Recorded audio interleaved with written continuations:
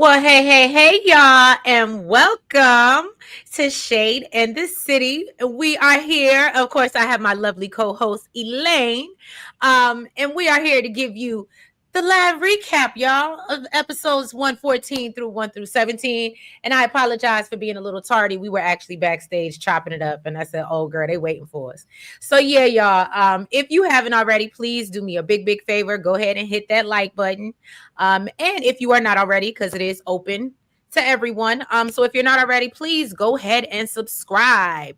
And yeah, y'all see the background. You see what time we on. So if you come up here with some nonsense, you can get it too. Okay? You can get it too. Hey, Blatant Truth, welcome. And by the way, I did make a couple adjustments last week. Well, I won't say adjustments, but if you see a little wrench by your name, then that means that I have made you a moderator, and you now have the authority and wherewithal, if the chat gets stupid, to kick people out or put them on timeout. So hopefully y'all don't come in here with too much Nicole slander, because Princess don't play. I can tell you right now, she's a moderator. Okay, so so yeah, y'all. So let me go ahead get into this intro as y'all come in. Hey, Chandra. Hey, Demarcus. Welcome. And yeah, let's get shady, y'all, because it's a lot to get into. Well, actually, like Elaine said, it's actually not a lot to get into. It's really Anita and Leslie, but we got to touch on all the other little stories. And yeah, I'm going off camera, y'all. I don't know what's going on my internet. I updated my Mac last night, and it just really don't like me right now. So what y'all not gonna do is get me frozen up here with a crazy looking face. But anyway, y'all, so let's get into it and let's get shady.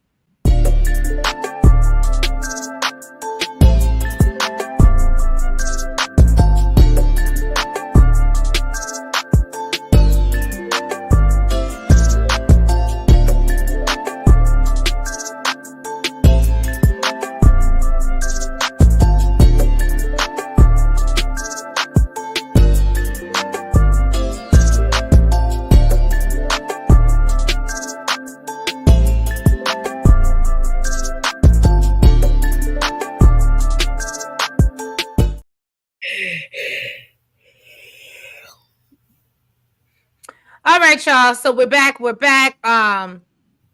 Why do you want to be slapped, Princess? Y'all are funny. So Princess came in the chat upset. Hey, Frank G Life, welcome. Hey, Princess, can someone slap me because I'm not happy? I know you're not happy. We talked about it in the DM. Hey, Kamara, welcome. So yeah, y'all. So first, let's jump into. I guess the week started off with Peaches, right? And so Peaches came into town, looking younger, and I ain't even gonna hold you. I don't know if Google was listening to me, Alexa, or somebody go on a rant, because literally yesterday I saw on IG that that Trisha Mann and the girl that plays Peaches were hanging out or whatever, and she absolutely looks younger than her. Like, she's younger looking. Yes. And it made me so mad, because I was like, so I'm not crazy. No, they could have gotten somebody older to play this part. Right. I said, no, they didn't. They really playing in our face. But yeah, so Peaches breaks the news to Leslie. You rich, okay? You coming into the money, you moving on up like the Jeffersons, and your Barbara's daughter, and but okay, so can somebody explain to me, at what point in the Peaches scenes did we ever see her tell Leslie everything that went down with Barbara? Because it didn't seem like she knew all the way. We certainly didn't get to see her talk about Barbara killing herself. We definitely didn't get to see her have that discussion, or any discussion about her even having a copy of the letter that Barbara supposedly sent to Anita, which it sounded to me like Leslie had a copy of the letter when she was confronting Anita, that what she did to her mother and yada yada yada. Like, I understand somebody can, sort of live in that and always talk about it, but it sounded like she had a copy of the letter to say what Anita did to Barbara, and then to have gotten the information, but also gotten the information with the attitude that Leslie approached Anita on. It was like to get the feelings of Barbara. Like, I'm not clear how you go 24 hours after finding out this person is somebody to you, to being so outraged by their life that you have to go and confront Anita with the vitriol that you did. Right. And that's somebody, I think it was two people pointed it out.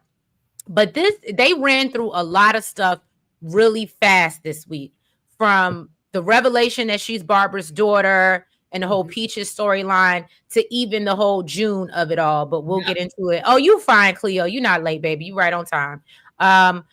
Somebody said, oh, Peaches got her wig from the back of the old Ebony magazines. That wig was a mess. Absolutely, Chandra. It was real bad.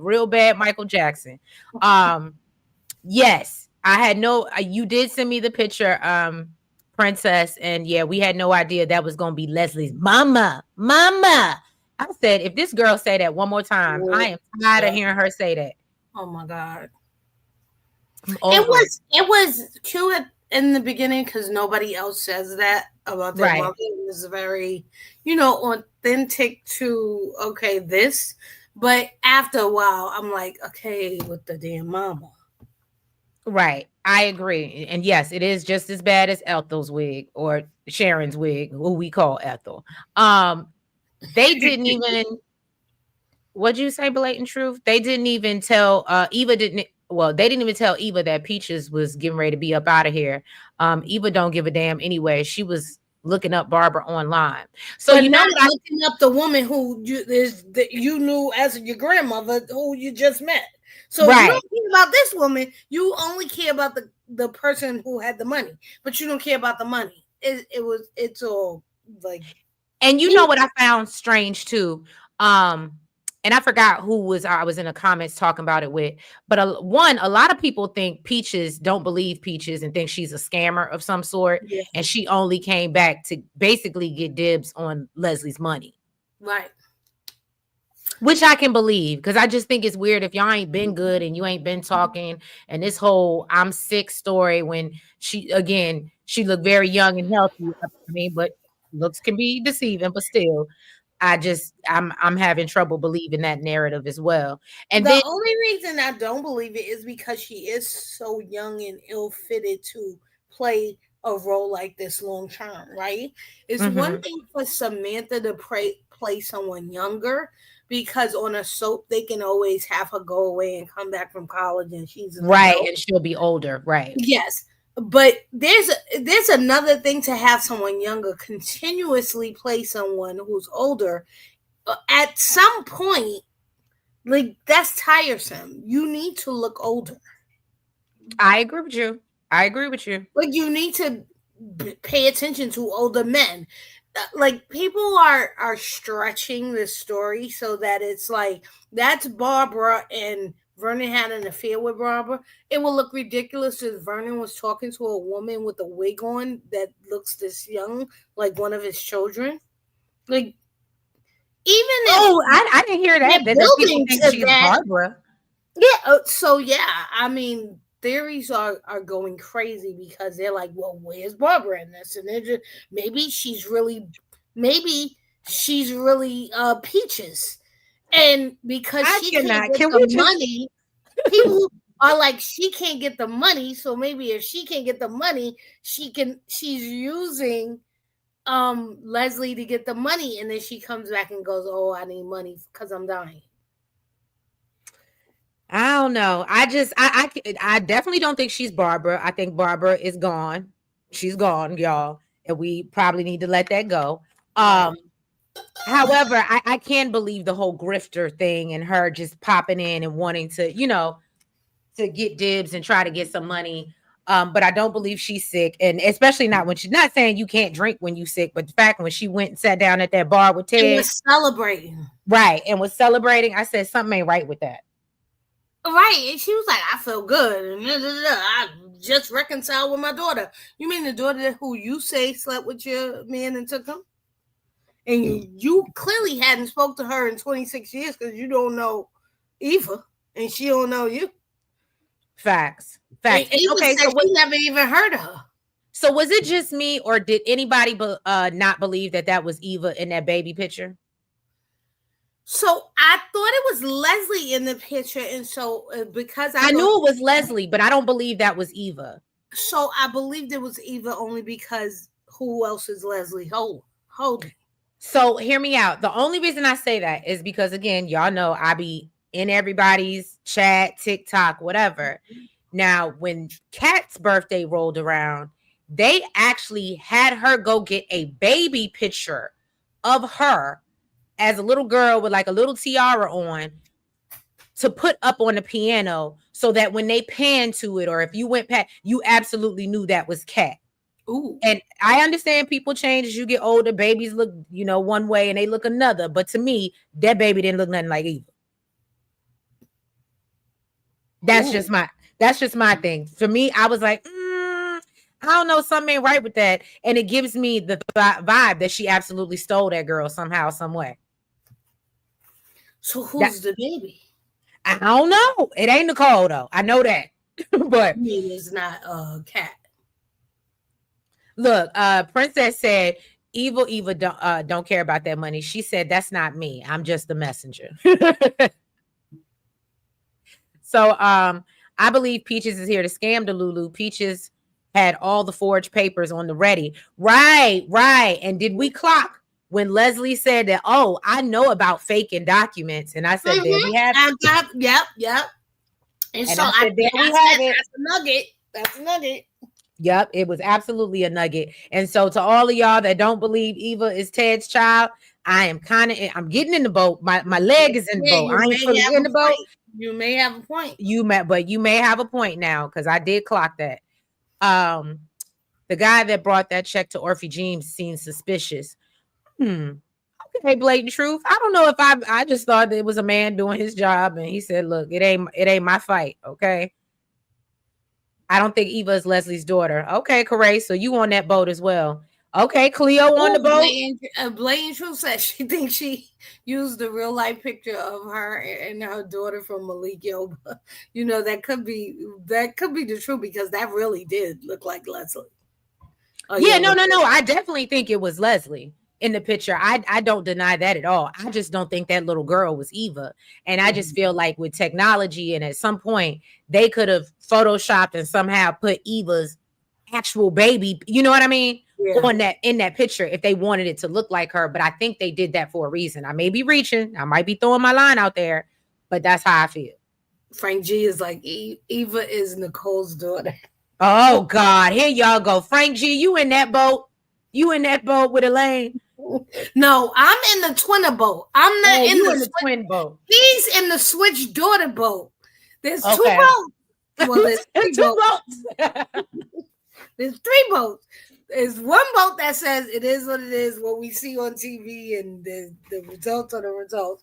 Then there's people who think that they were switched at birth. Kat belongs to Leslie, really. And Eva belongs to Nicole, because somehow Leslie switched them at birth and raised their real child. I think they're twins, and Leslie took one of the twins. Okay. But the twins belong to Nicole and Ted. I still have a hard time subscribing to that. But I understand. Because you can't suspend your brain. I just can't suspend my brain. I'm like, if you had two kids, but I hear you. unless she pretended to be a nurse in the operating room. That's which we've seen her do. That's why I said I ain't too far. And they made this ridiculousness up in a week. 1 week ago, we weren't at this place. And now all of a sudden, she's Barbara's daughter. She didn't know, but she's outraged all the same. June is the parent. And now she's going to get herself together, even though all this time she didn't want to get herself. It's a bunch of stuff that we didn't have last week. And all of a sudden, we're here in this place at this time. Right. Nope. I hear you. And let me just say, if you haven't already, for those that came in late, please make sure you hit that like button, y'all. And for all those watching on Twitter as well, please make sure y'all tap that like button on the Twitter as well, and let people know we here. Let the algorithm do what it do. But no, I hear what you're saying. So I think we can move on from Peaches. Anything else to add on Peaches or no? Any other theories y'all want to throw out there on Peaches and what's she gonna do? Hey Joanne, welcome, welcome. Okay, awesome. I know I'm ready for her Thank to you go for coming away. on over. As long as Vernon is only Danny and Nicole's daddy, I'm good. I hope Ted is still Eva's father. Okay, Sandra, you want Ted to still be Eva's daddy. I personally wouldn't care either way because again, this is not if y'all are looking for some type of Eva um sympathy, I don't have it. I can give her grace. Like I told somebody in the comments, I'll give her grace all day. But no, we don't like her over here. Or at least I can stand 10 toes down and say I can't do it. But no, I absolutely don't want Vernon to be nobody else's daddy but Danny and Nicole's. I have seen that narrative out there about, oh, he could possibly be, Leslie's father. And like I said in the recaps, I don't want it. I'm not interested in it. And based off of what I seen on Twitter, y'all ain't either. Nope. Nobody wants that. But of course, we know the young lady ain't listening, the writer or whatever, creator. She ain't listening to us. She don't give a Right. damn. We don't want all this stuff with Eva and Leslie anyway. They are winning. Everybody else is at a loss. And yeah. I think that's what it is. And y'all let me know. I think the problem is that, hey Roy Faye, how you doing? I think the problem is we see the villain. That like you said, they keep winning. And just in real life, and when you watch movies and stories and stuff, like that's not fun. Like at some point, like matter of fact, I ain't even include this in my notes, but justice for Laura. Hello. And we make fun of Deputy Dogood. Right. But the good guy has to win eventually. Otherwise, why do good?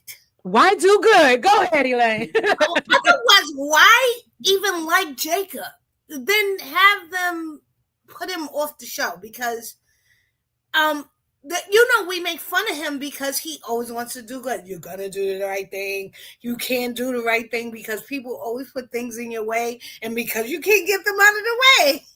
It's not proper to knock them out of the way. You got to do the right thing to get them out of the way. So things are going to come slow to you. But we don't want it so that you never get anything, Deputy Do Good. And now it gives me, literally, when I found out that she was entitled to all this money, I said they're never going to be able to nail her for Laura's situation. Nothing, because she's going to pay her way out of it. Right. She's going to pay her way out of it or hire a good attorney. Yep. Because now she got the money to do it. Remember, she couldn't even afford that before. And that's why I hate to say it, but even though I enjoy the background behind us thoroughly, okay? I watched it a couple times on replay, okay?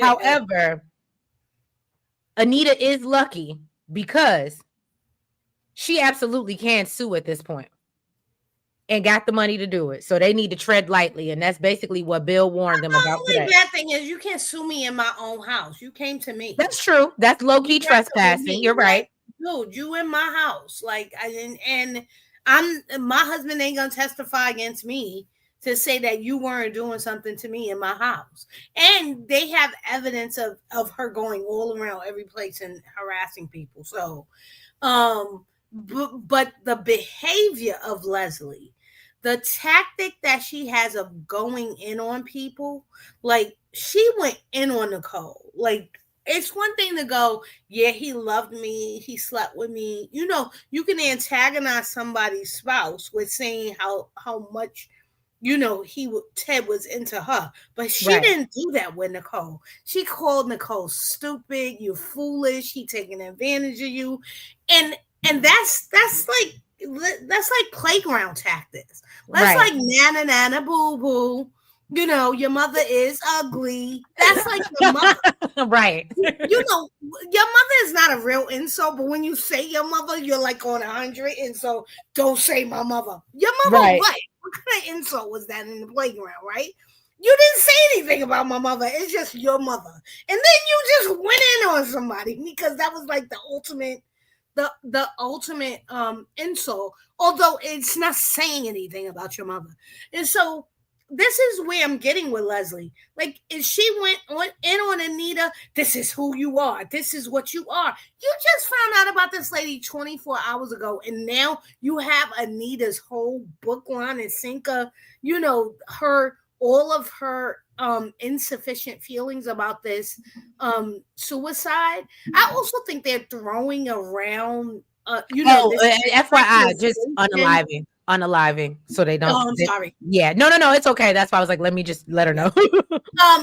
They are throwing around this accusation of you caused this, and this situation in real life is so much more complicated than this, and it's really annoying me that they are like throwing it around like anything can cause this. Right. And so it's one thing for Anita to feel guilt because the woman wrote her a letter, like making her feel guilty. That was the purpose of the letter. This is your fault. You made me do this, which is her intent. She wanted to get back at Anita. And so, writing that letter and saying, I'm always going to blame you, she hit her target. But it's a whole other thing for people to come behind her and go, yeah, it was your fault. Like Tracy and Sharon didn't take any responsibility, and it was their fault too. They all agreed. Right. But from the letter, you don't get from the letter, you don't get that she blames the rest of them. They went along with the storyline that no, it was Anita's fault because Anita went on to be successful. Facts. No, I agree with you because I wasn't here for that blame. Hey, Lock Queen, I saw you come in. Hey, boo. Yeah, I wasn't here for that. Let's play blame Anita game. No way. Well, Tracy and Sharon don't have money. That's okay, ZD. Okay, welcome. Yeah, Tracy and Sharon don't have money. But still, they could have accepted the fact that Anita. They would have been better off coming with good graces than they did coming in hot. Coming at Anita and trying to blame. You did this, and you just slinked your way out of the story, like you didn't have a play in that. And I'm sorry, let me address Corey's question. What happened to Laura and Mona? They are nowhere to be found. I said that because Twitter said it, and it keeps coming up every single day. Especially because today Nicole says, are we forgetting that she tried to unalive Laura? Mm-hmm. And again, it's the Kat mentioned it yesterday. Nicole mentions it today, but they go 6 weeks without mentioning it. And I'm mad because Mona Kat is annoying. I'm mad because Mona moved up on my list, but I ain't even gonna hold you. I thought about that after the umpteenth time of me seeing that comment, and I said, well, you know what? If I was a writer, the way because Mona moved up on my list the way she read Leslie down. Right.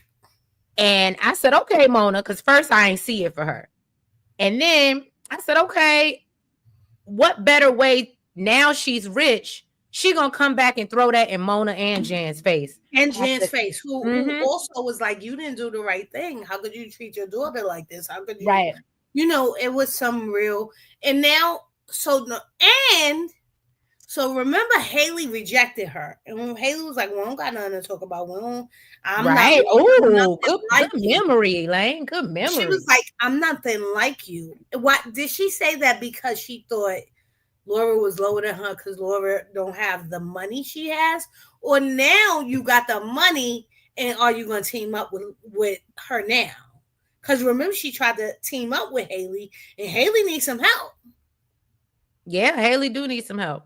So I think we're gonna see people align themselves with who, and why are you aligning yourself? The same way that Ted said today, and I must tell you that Ted today, for the people who got hate for Kat for being snooty and snobby and everything, I say to you, example Ted here. I've been saying this is how she was raised.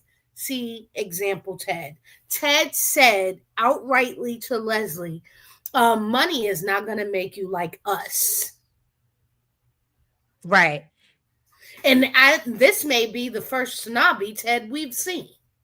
I loved it. I was here for it, but then he let me down. I was here for it, but I just want them to give the same energy to Kat. Because I've been saying to people, Kat got this from somewhere. And you Right. know what? If Kat is spoiled and she is all of these things because that's the way she was raised, I'm not willing to down Kat because they raised her to be snobby and conceited and rich and what have you. Yeah.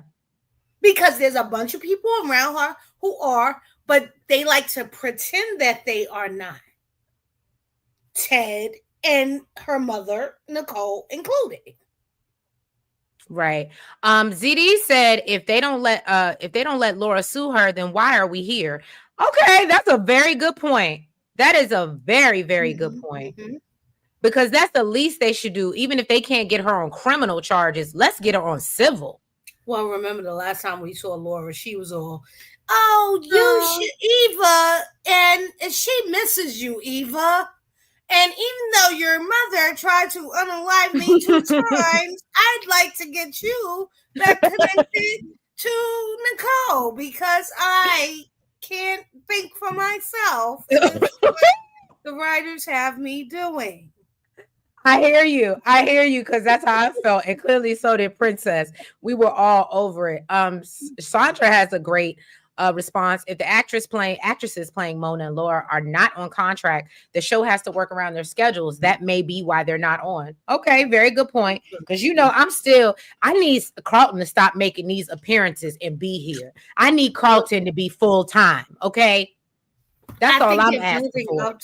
I think they're building up to Carlton because we get him in spurts, but he hadn't been on for over a month, Right. and then we got him in 2 episodes in a row, and so I think we'll see that. Although they said that there's a new male character coming on, and I'm interested to see like where he'll fall in because we need a young man because Kat doesn't have a man in her age category.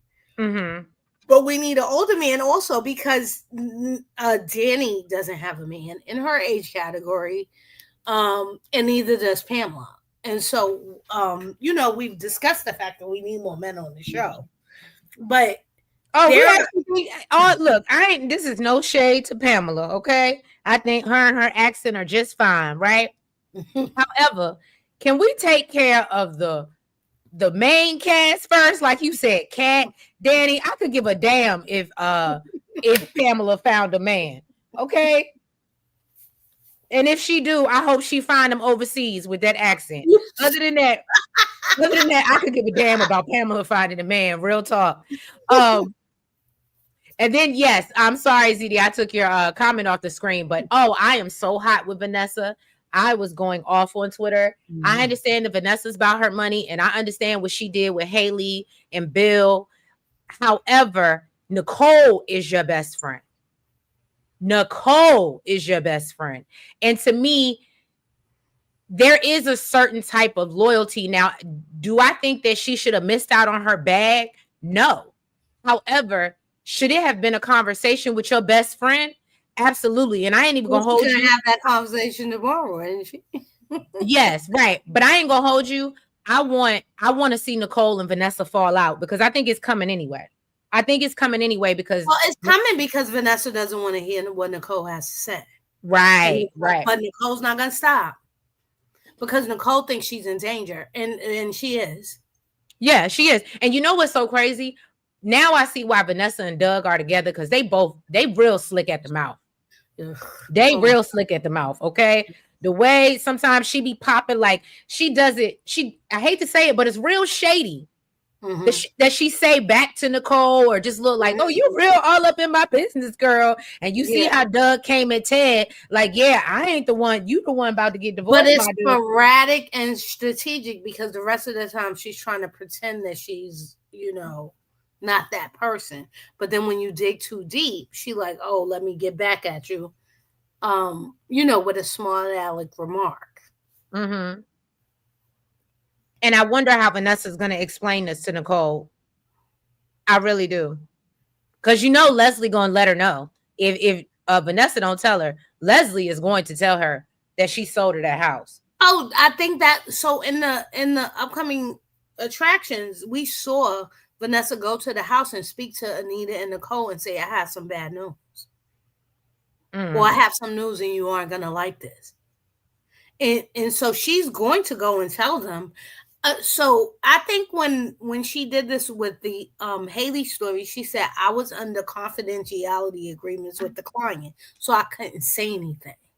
And so, but now that the deal is done, I can talk. And Haley and Bill bought that house. And so I think it's going to be one of those sort of circumstances again, where she says, I want a big, big house. She's going to have to sell it to her, or else, it's going to be some sort of discrimination thing. And she's going to report to them tomorrow, oh, yeah, I sold her the house and she's moving into the community. Mm. Now, in real life, what I wonder is, what set are they using? Or are they going to change her apartment set to a house set? Because everybody doesn't have a set. Is she gonna take Eva out of the hotel and bring her to her house beyond the gate while Ted is still in the hotel room? That's also like, to stretch this story a little bit off to the side. I wonder how Eva's gonna react to this, because all of a sudden now her and Eva are tight as thieves. But she kicked you out the house and you live in a hotel room. Does this money make you all forget that and y'all just gonna move in the house beyond the gates and screw what Ted has been doing for you over the last 3 months? Well, I clocked something that she said in today's episode, where Leslie was telling her, oh, well, you're the heir of 2 fortunes. But I think when it comes time, like if Eva needs something, like I feel like Eva's going to stay on Ted's side. Does that make sense? Basically, I think Leslie's going to be like, yeah, girl, I got it, but you ain't getting it. You got a rich daddy. Go over there. I've been taking care of you for all these years. Let him do it. I absolutely see that happening. So we got to see, because today she left to deposit the check and she said, I'm going to take some out for you and some out for me. And so, and when Eva said, I'm going to go with you to the bank, she was like, no, you don't got to come with me, because she wasn't really going to the bank. She really went to see Ted first. She said she got some things to do. But I wonder, is that foretelling what she's going to actually do when she gets the money and not going to do anything with Eva? See, my thing is, she needs Eva. She has not a single ally in the whole town. And so, and not even that, she's gonna need Eva because she has bad money management, and those payments come at a certain, you get what I'm saying? It's not right.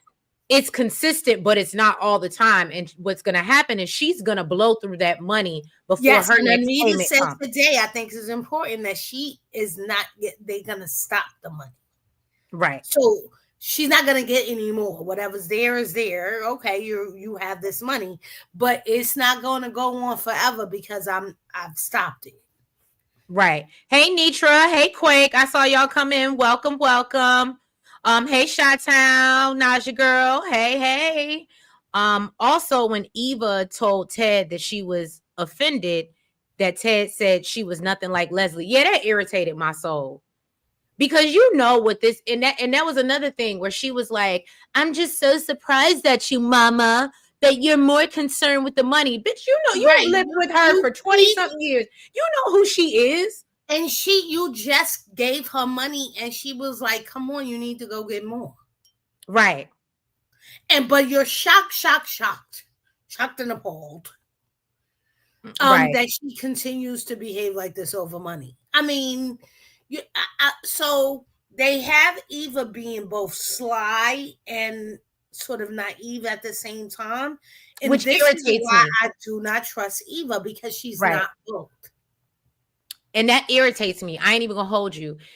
Again, I don't like, it's starting to give Haley vibes. Like, let's stop being naive to the that we've done or that your mother has done. You know who she is. Just live in that. But every time somebody say something about your mama, and I get it, it's your mama, and me and Princess talked about this today because that's how she feel about Nicole. She can say something about Nicole, but can't nobody else. And I get that. Exactly. Yeah.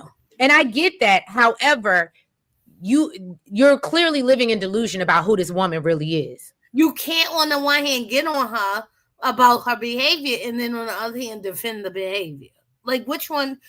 this is why I don't trust Eva. Like, I'm sympathetic that Leslie clearly raised her wrong, but I also, so this is another thing. I'm curious for Leslie to come out like this lady Peaches is not that great. Like, I understand she came in the door and said, you slept with my man. And she was like, I just was trying to show you that that man was no good. We don't know who the man is. But that means that you haven't been in touch with Peaches because you took her man away. This is the type of person you are. Right. She gives us insight into the fact that you start hanging out with these people and all of a sudden start calling me Peaches. They went at it for the first 2 minutes of Peaches' scenes on the screen, like you this, you that. Yeah, well, that mouth is gonna get you in trouble and yada yada yada. So the Peaches knows Leslie's not a nice person or a good person. And you raised Eva, and somehow we're supposed to believe that she's a good person, a nice person, but Leslie doesn't have a single redeeming quality. And you know what? You know what I would like to see, to piggyback off that, I would love to see, since Eva is digging into her past and trying to get to know, I would love to see her sit down with Peaches and Peaches tell her the nitty gritty of who her mother really is and who she's been since she was a young child. And regardless of her upbringing or whatever, because it sounded like Peaches tried to love her regardless and she was hell on wheels. Right, because if you are, I couldn't have children. My friend gave me this child. You usually cherish that child. You dote on them, right? Yeah, because I can't have another, and this was my dream. You don't bring them up to be this vindictive and nasty, sort of human being that Leslie is. Leslie does not, and I said this a couple of weeks ago, she does not have a redeeming quality right now on screen, and that continues to be the case. The other day they had her crying because she was told your mother gave you up and didn't want you and da, da, da, da. And so we were supposed to feel sorry for her because one day on screen you had her cry. So to that no. So to that point, I swear you make the best co-host. I swear to God. Literally, because I was waiting for you to finish so I could say, you just made me realize they were trying to mirror, and this is just my opinion, but when you just said that, they were trying to mirror the two situations with June and the Smarty kids and what happened with Leslie. But the difference is, June gave them up, whatever, so they can have a better life, and they appreciate it, and they turned out well. And Leslie is the opposite. Yes. She's vindictive, she's evil, she's, you know what I mean? But they were trying to show, I think, the compare, you know what I'm saying? The opposing, right. The same thing happened in this case, and this is how it turned out, but this happened in this case, yeah. So I definitely understand and get that, but I think this went by so quick that the only thing we could get out of this story was, oh wow, she's Barbara's daughter, but we're not paying attention to all of the crumbs we got leading up to this, even as fast as it went. This all happened in a week, and we weren't even at this place last week. Like, we were not. And so that was my next question for you in the chat. Why do you all think, because I saw what was it, yesterday probably, that they're just now filming Christmas episodes, which makes sense because they stay like 3 months ahead. But if they're filming Christmas, I don't know, I just don't understand why they moved this so fast. Like, it makes me wonder everything seemed to have been so slow. And so if they're 3 months in advance, that means that they did this in May. And so what did they get in May? So in May, they got the outpouring after the anniversary. And May, and to me, it feels like they changed this. It was going one direction, and then they wanted to add something into this story in August and probably change this, because this didn't feel like a long-term plan to me. This was thrown in. Well, I think we said that about last week, that it felt kind of thrown together. Like it was a rush job, and the story and everything just went very fast, and the storylines didn't make sense.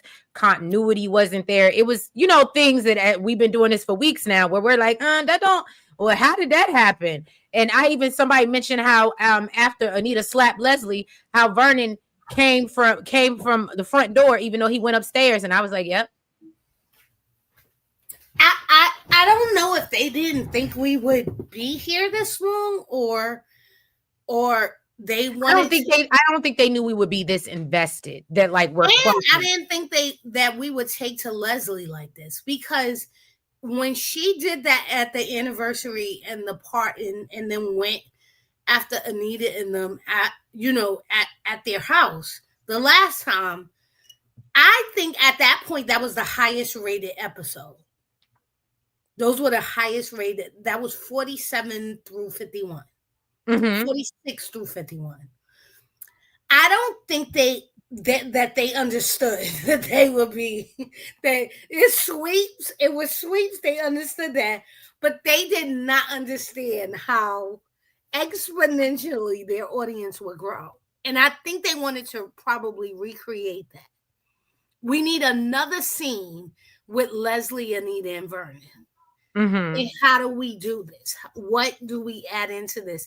And what keeps Leslie on screen? Because they think she's a draw. They think she's a pull.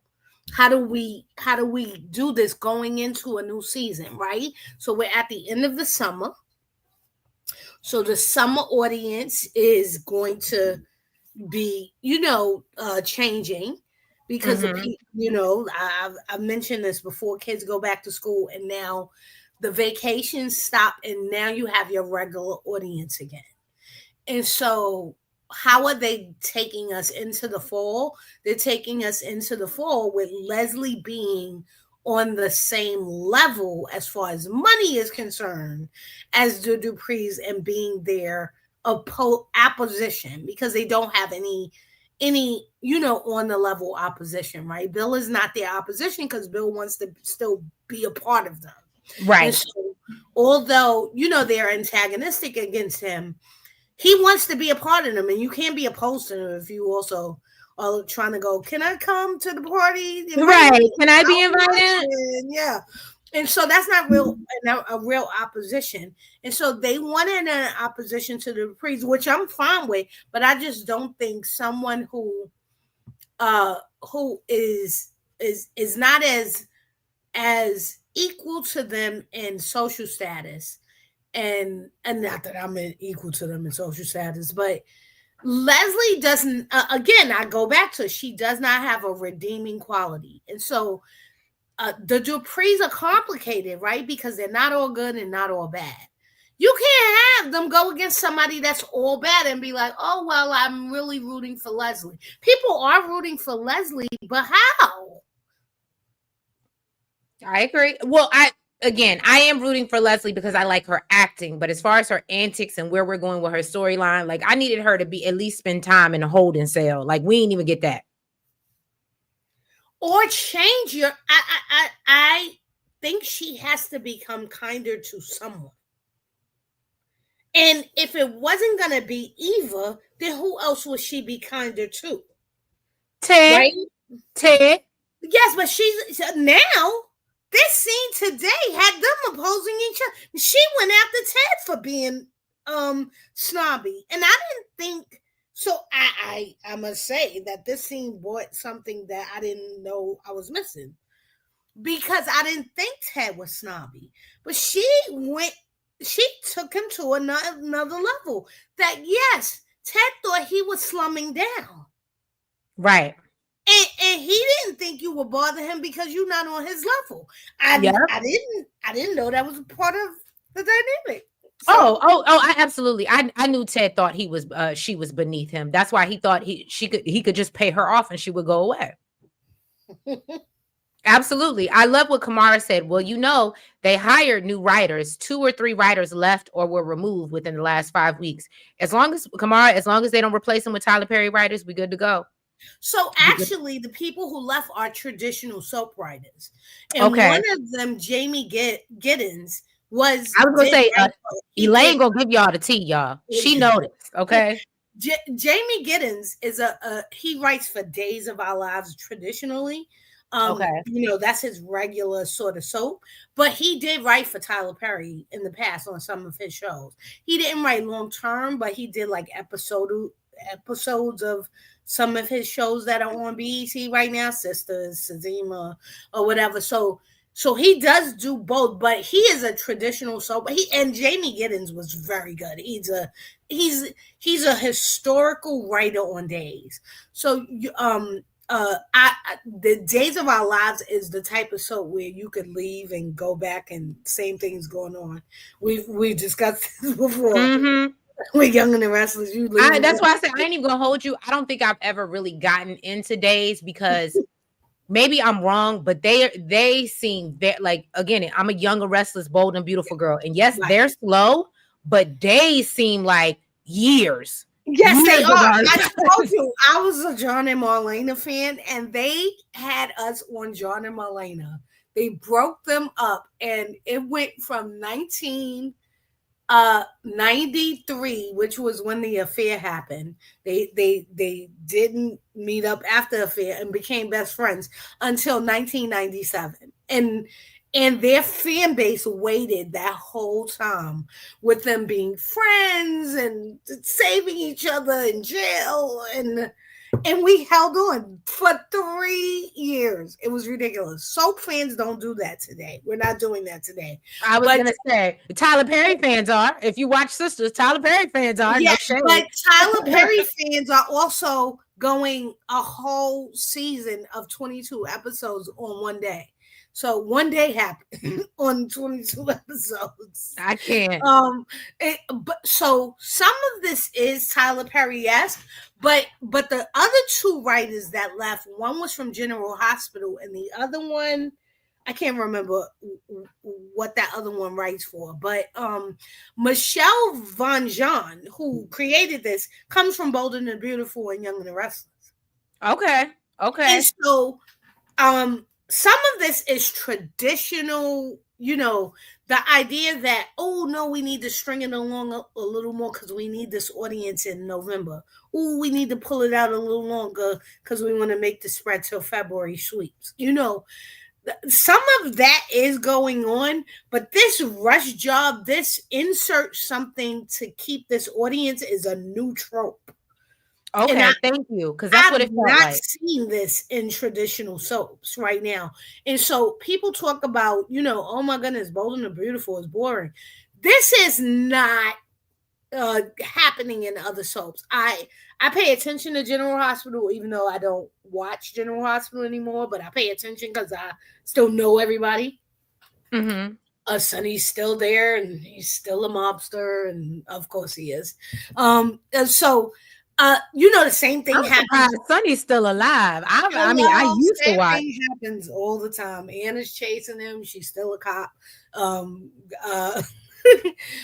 Rest in peace, Scorpio, who just passed away last week.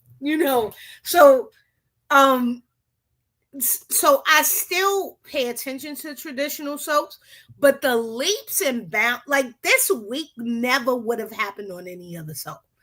The fact that we got this rush story, and that's why I think it's rushed. I think they felt like we need to grab the audience again as we go into the fall.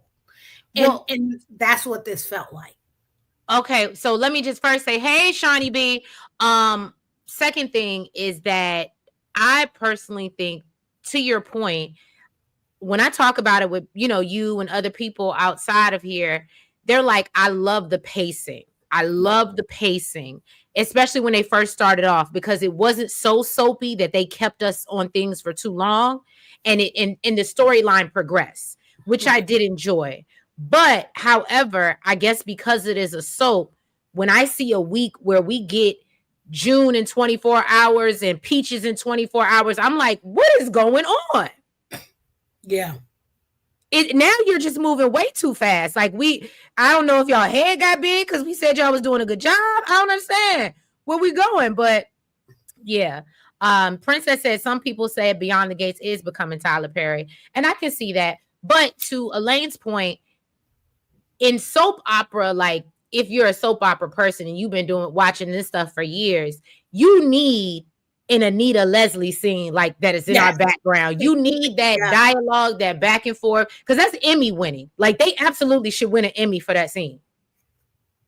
So and also people are comparing this slap to other traditional slaps, like old school, like they're comparing this slap to when what's the name slapped Brooke. What's Eric's wife? Hold on, give me Stephanie. Oh my goodness. So Stephanie has slapped Brooke so many times that it's just Oh yes, I love to see Brooke get slapped. I can't stay, and that's how you know I will never see it for Haley because I still don't like Brooke to this day. To this day.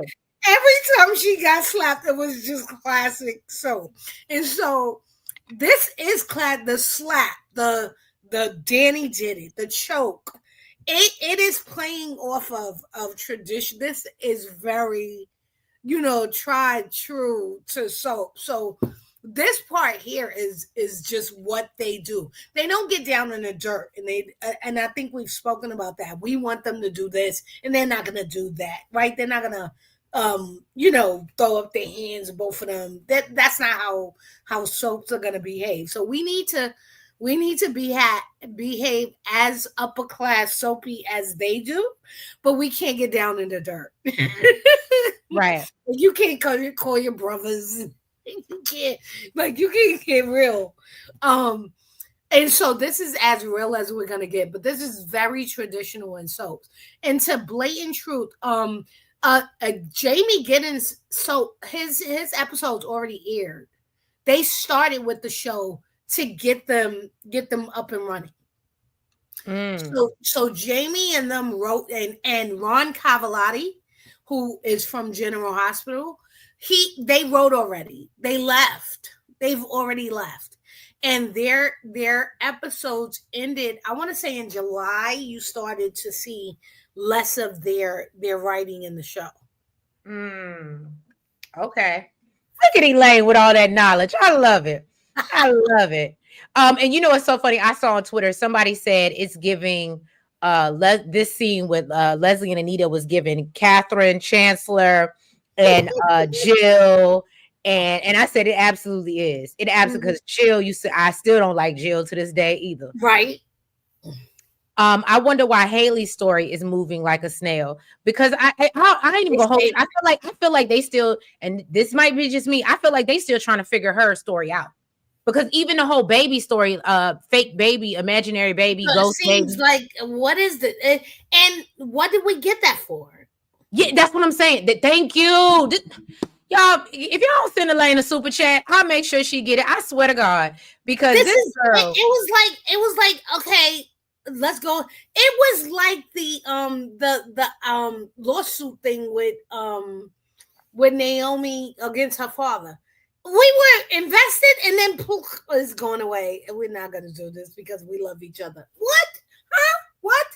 And so this story was like the baby that never was, and it was like we were going somewhere, and I was like, she not pregnant. Da, da, da. We was looking for the reveal, and then it kaputs with her going, "Oh, I miscarried."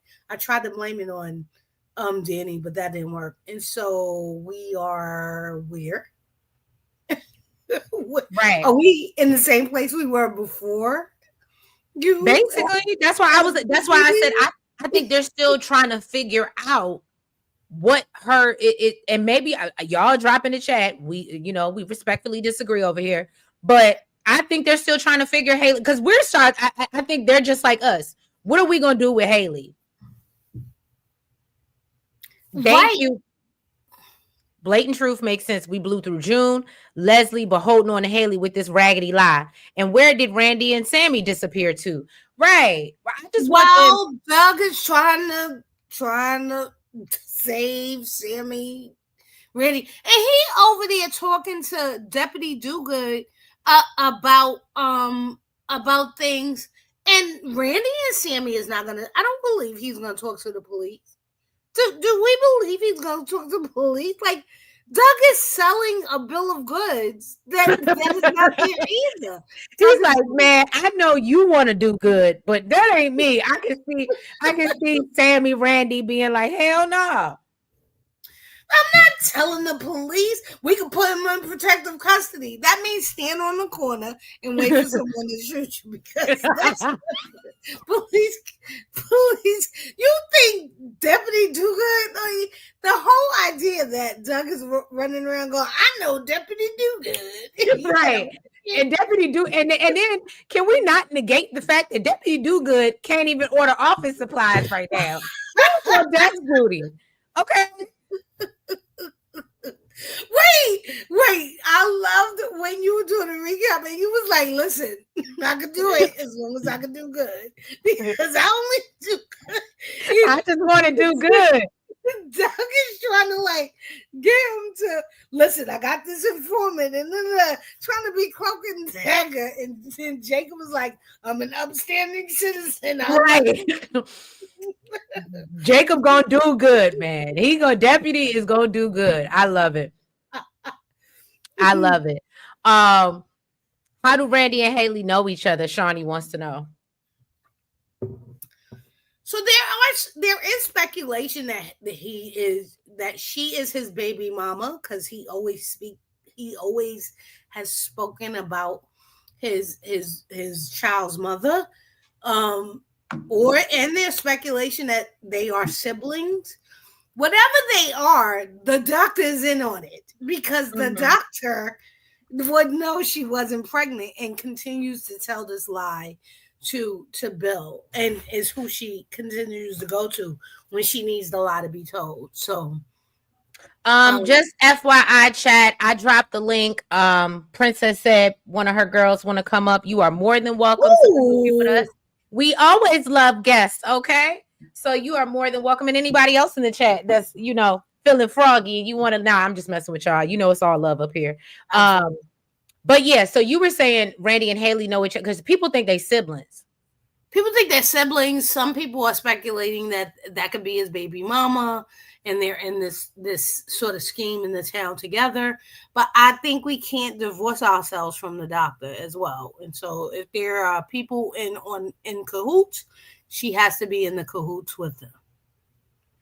I hear you. Well, I don't know. Getting a doctor on board sounds nutty. Like, I'm having a hard time accepting that. Even though I know it's so, like, I'm having a hard time accepting that. Roy Faye said, Elaine, do you think maybe the cast is so big for 1 hour that storylines are falling behind? Oh, great question, Roy Faye. That is a great question. I don't think so, Roy. I think they're doing things differently than for those, I know the audience for Beyond the Gates is so diverse, right? We have newcomers who've never watched soaps. Hold on real quick, Elaine. Hey, ZD, welcome. Hey, how are y'all? Good. Welcome up. I'm sorry, go ahead. You can finish, Elaine. I just wanted to welcome her because I brought her up. Okay. No worries. I'll give you some time as well. So, we have soap watchers who've never watched soaps before. Then we have traditional soapers who are like, let me get Beyond the Gate to try. And then we have people who are like, listen, I like Black stuff, and this has been advertised in Black media a lot. Support Beyond the Gates, because it's a majority Black show. And so some viewers are tuning in because of that. And we know that's our traditional, probably Tyler Perry-ish, but they want to support because this is a new endeavor on our part. Right. And so between all of those audiences, you have people who are like, I'm here. How is this being looked at? And so what soaps tend to do traditionally, which is why Beyond the Gates is being different right now, is give you a little bit of everything at once. So if you tune into General Hospital, you have 7 stories simultaneously happening, and you get about 5 minutes of each story in an hour. And that's why there's no movement, because you're getting 5 minutes of the story in an hour. Got it. Okay. Beyond the Gates is quite different because they are pacing themselves and saying, This will be the lead story so that these people will be on 3 to 5 days. And these other stories will be on 1 to 2 days so we can stretch that story out. So if you remember the anniversary, we had Ted and Nicole. The anniversary story happened at the end of April, beginning of May. But we got them heavily from February till April to the end of May. And then as we complained that he hasn't paid enough attention to Nicole, they petered out. We haven't seen very much Ted and Nicole. We haven't seen Ted and his children. We've been complaining about those things. Oh, God, yes. Since the beginning of May. And we're in August. And so they petered out so that they could pick up on the Martin thing. And the Martin thing, we got snippets of Martin starting from week 2. When Bill started to blackmail the family to come to his wedding and all of that. Very good point. We got snippets of it, but we didn't get full Martin and Smitty until this month, right? Over the last month, and Martin exploded in the summer. And so it's just gonna be the same thing with the Haley story. They gave us snippets. We got a little bit more this month with the Randy thing and the pregnancy thing. And now I think we will get them that story in the fall because they need something big in the fall. And then we get this Anita versus Leslie thing, which is going to turn into a Dupree versus Leslie thing for the fall. And those will be the 2 major things for the fall, while everything else sort of we get snippets of. We're going to get Derek recovering over the next few months and him going back and forth between Ashley and building his relationship, but she's going to help him with Shanice. And it looks like Danny's going back to being friends with benefits with Andre, but that's going to grow into more. So we're going to get snippets of that in the fall, but the main 2 stories I think will be Haley and the Anita versus Leslie thing in the fall, if that makes sense. Yes. So ZD, since you came up, anything that you want to add on things that we already touched on before I move on? Because look, I just started with Peaches and we ain't really I gotta keep moving down the list. Yeah, like I was listening to y'all talk about like the stories and how they're like kind of picking up and dropping things. Yeah, I've been on Twitter. Like I'm always heavily vocal on Twitter every day. Because I love to tweet the show every day. And I feel like they are. What's your name on Twitter? Sky, I am Sky. I like your post and everything. Yes, I follow you already. I was like, yeah, I was like, one of y'all I know that I talk to quite often on there. I know for sure. But I've been really vocal because like they started off really, really strong in the beginning, and I was like, okay, cool, because I'm a traditional self watcher. Like I've watched my whole life. I've watched so many different ones. And I was just like very excited. But like the past month is when I really saw the breakdown of where I felt like they were rushing things and like not really concluding things and not explaining it and just not really doing a good job of like I was engaged, but I was like annoyed by like some of the dialogue and some of the things that they would say or wouldn't say, or I was having to fill in my own blanks and having to guess. And just like and then also like the Ted and Nicole thing, like he's in here telling us that he's been groveling, he's been doing all this to get her back, and like where have we seen it? We saw him bring one musty ass plant. Like we saw him bring one musty plant. Right. And like he's been like I think sometimes they are pulling the things that we say and putting it into the dialogue. Because when Vernon was like, you spending more time trying to get to know Eva or get your wife back, we have all been saying that. We're like, hold on. So can I just say, and I'm not trying to interrupt you, but literally, I said this on a members only live last week. Elaine was there, Princess was there, Cleo was there, and I said, I know I am not trying to be full of myself. I said, but there is too many things that I have said verbatim, like the bland no seasoning with Ashley, and then to see Danny repeat verbatim what I said. I said, you can't tell me these motherfuckers ain't hip and watching us. You cannot tell me that. And I guess they film months in advance, but I absolutely think there's editing because I do it. Well, they can go in and like add something in there. Like they can film something and then add it in there that same week. So they have, and I know they used to do it at Bold because my friend used to work there, and I know they used to do it at Bold. She said they would like go and do like an emergency shoot or something and add something in that wasn't there before. So yeah, they'll definitely do that. So I wouldn't put it past them because I swear, like there's things I'm pretty sure all of us have said that I've seen on there, and I'm like, hold on now, I know y'all didn't come up with this. Right, right. And Absolutely. like, um and it's just like little things like that I think are really important, especially when you are trying to draw in a new audience, because like you said, a lot of people that are on there now, they haven't always watched soaps, and so if you're trying to draw in a new audience, you got to make it make sense. And like some of it definitely has not been making a lot of sense in the past month. Like the last 2 weeks honestly aggravated me to no end, because I felt Yeah. like we were like getting a reveal on Friday, and then the following Friday we were getting a resolution to the reveal, and I'm like, hold on now. It was too fast. Yep. Yeah.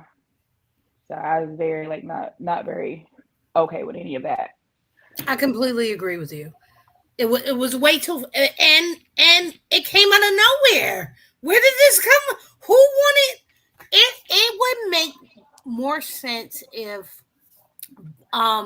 Leslie knew all along that she was Barbara's child and did Mm-hmm. all of this with that in mind, and it's coming out now because she's getting the inheritance.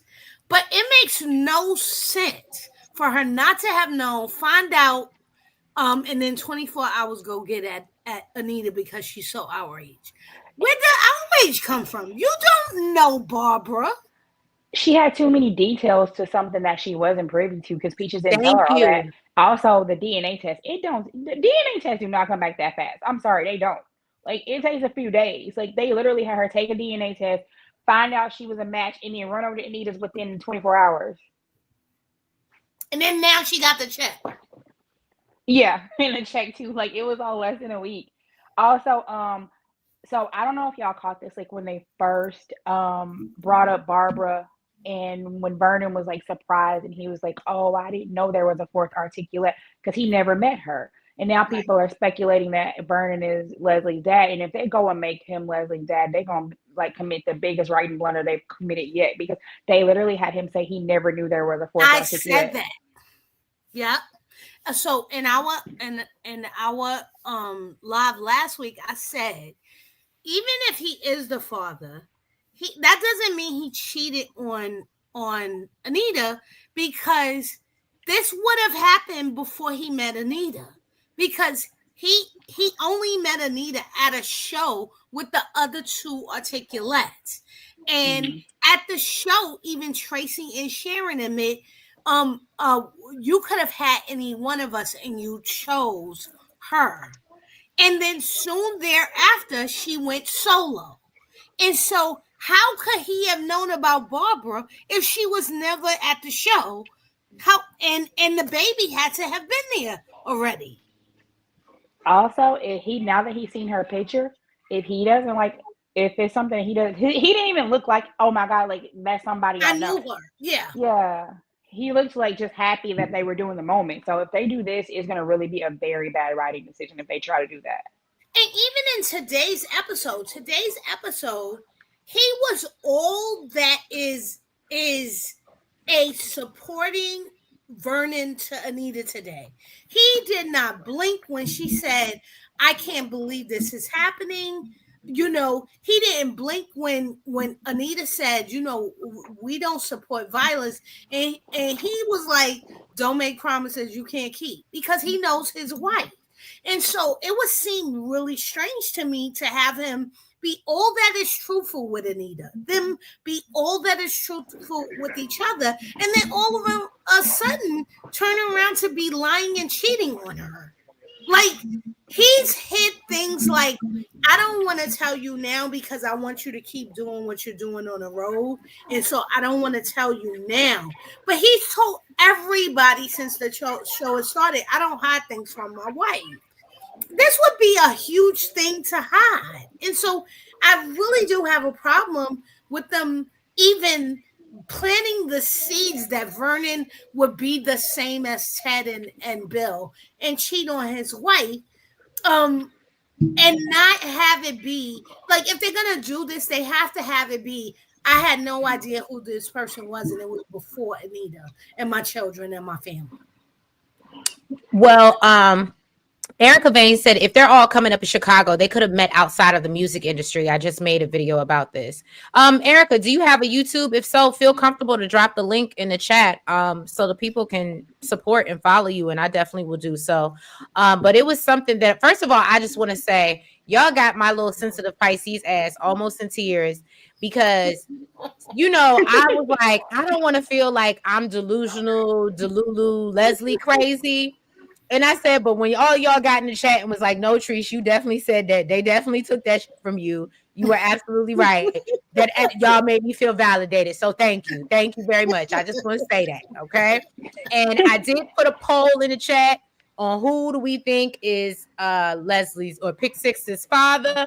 So y'all please make sure y'all chime in and the poll if y'all can see it. Why do you call her Pick Six? Because she got 6. So you know what was so funny, Scott?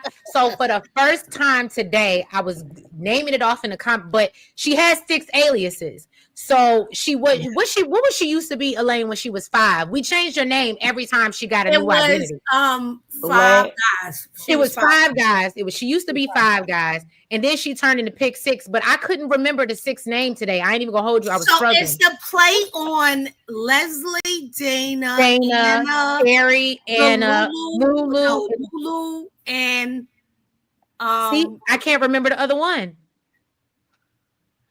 Dana, Leslie, Sherry, Anna, and Lulu. That was the 5. And then when she put on a wig, it was somebody else, and I can't remember it. When she was pretending like she was Nicole. That was Pick 6. Mm-hmm. Yes, that's when she became Pick 6. Because she put on a Nicole wig and was like, "Hello, I am Dr. Nicole Richardson." Right.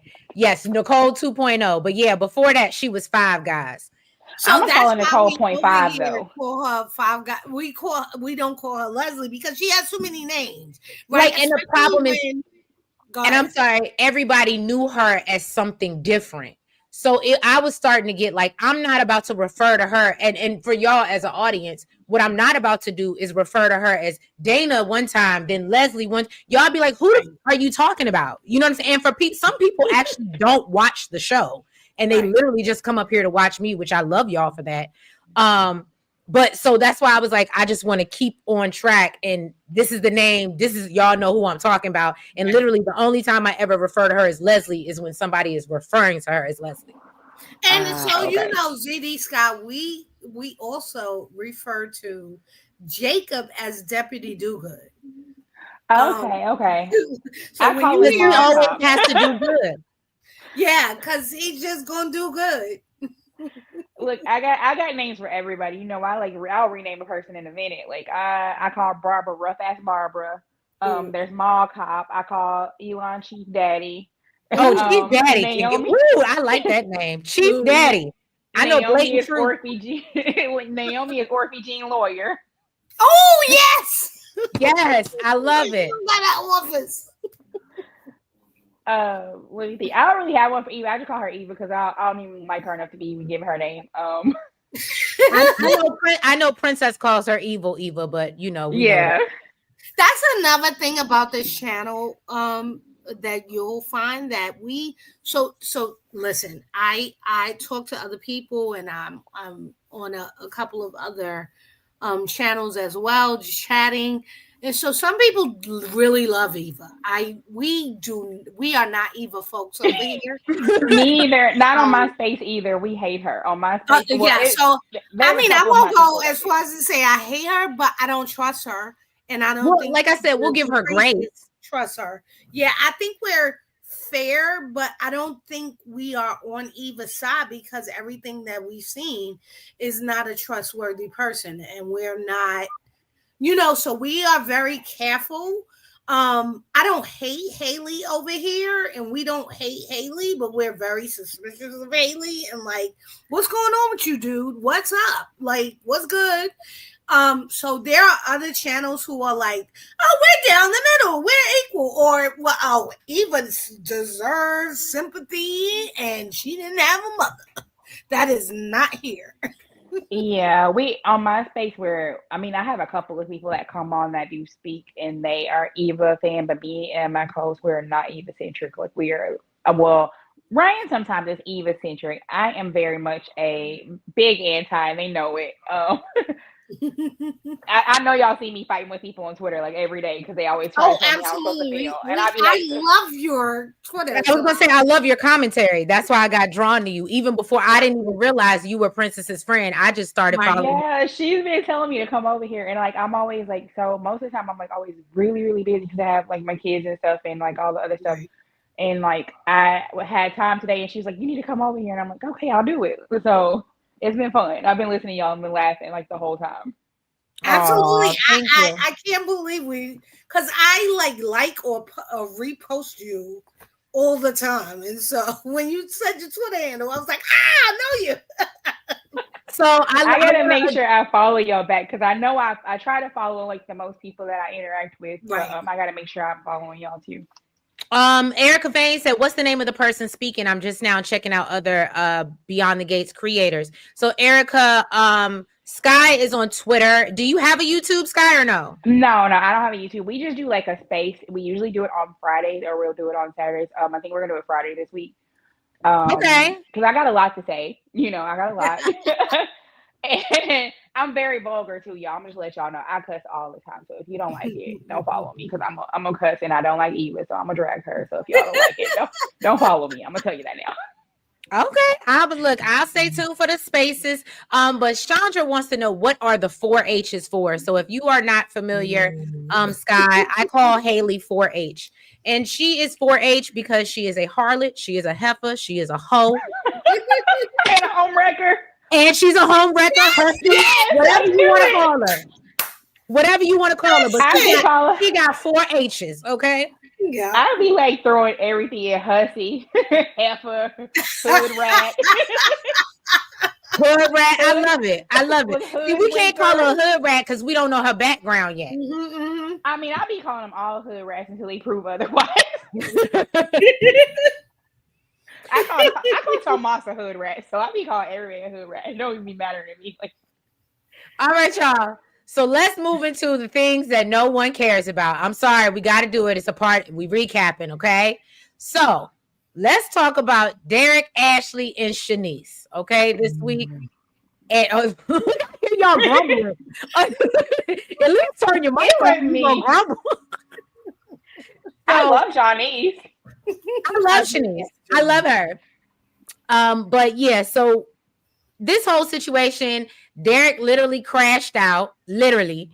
And I was ready for Ashley to go on a European vacation and be a travel nurse and drown in the sand. I didn't want her to drown, damn. But and I called them. I call Ashley and Andre the double A battery, and that's why I said I'm ready for it to die because I'm over it. We don't want it, and nobody wants this. And as you know, you're on Twitter. Nobody wants this, and so. And Derek and Ashley together, I don't know if you noticed this, guy, but we had talked about it before, that I couldn't stand Derek. You can ask Elaine and anybody else in the chat. I was giving him all of the smoke. Yep. And then when he filmed with Shanice, and I said, oh, it's not him. It's that unblanded. He got some grace. He got some grace. Right. That is what did I call that girl? I got a whole name for her. Olive Oil Ingalls Wilder. I like it. I love it. Cause she reminds me of Olive Oil because she's always needed to be saved, and then she kind of looked like younger Laura Ingalls, before she grew into it. Yes, she does. I loved it. Yes, but so Ashley feels like, oh, I gotta be with Derek now because he hurt and he might be paralyzed, and he would do the same for me. But at the same time, I want Shanice to be his physical therapist, and he looking at that booty. And when I tell you, he gonna walk again. He gonna find the will. That booty is on duty, honey. Okay. Yes. You Yes. gonna get that man out that bed. And so I think that Derek is at some point, but we were talking about it last week in members only that I think it was you, Elaine, that hinted to, or somebody in the chat had hinted that we're supposed to get a marriage, and we think it's going to be Ashley and Derek. Yes. So I one of the actors, and I'm sorry, I can't remember. I watched so many things.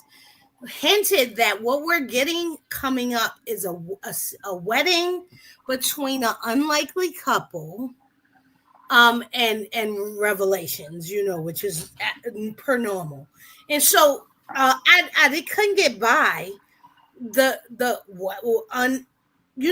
unprepared wedding because who is it? I was hoping it wasn't Kat and Tomas, and so it doesn't seem like it's gonna be them. I'm gonna stand the chat up on his ear and say I think it's gonna be Andre and Danny.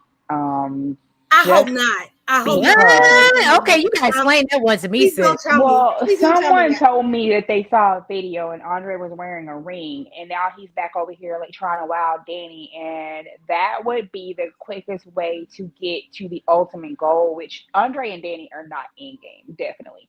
But the quickest way to get to the goal of getting what we are looking for, I mean, what half of what we're looking for and half of what we're not, getting Ashley to realize she wants Andre would be to marry him off of Danny. Getting Bill to realize that he wants Danny would be to marry her to Andre. Right. So that's why I think it'll be those two, because that would be the biggest. That would be the biggest story to me. Like if you were gonna have somebody be married. Hope that's not it. I thought where they were going was gonna be Ashley and Derek, which I also would have thrown up on. But if that's who you want, as long as Danny wasn't hurt in it, I was fine with it. And so, what I didn't want with this whole triangle thing is Danny again having to deal with the same thing she dealt with since the show began, because this would be just one downtrodden woman, and Danny is too strong of a personality to allow herself to be treated this way. And so I was not pleased with where they were going in that direction.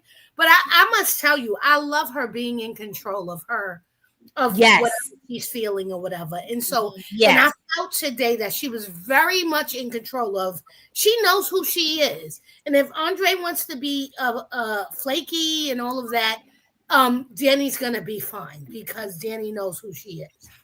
Well, you know what I thought, and to piggyback off that, what I think is dope is that Danny, and like you said, she knows who she is now, and it's like you can either come or go. You know what I mean? But if you come in, you better come correct. Mm-hmm. Mm-hmm.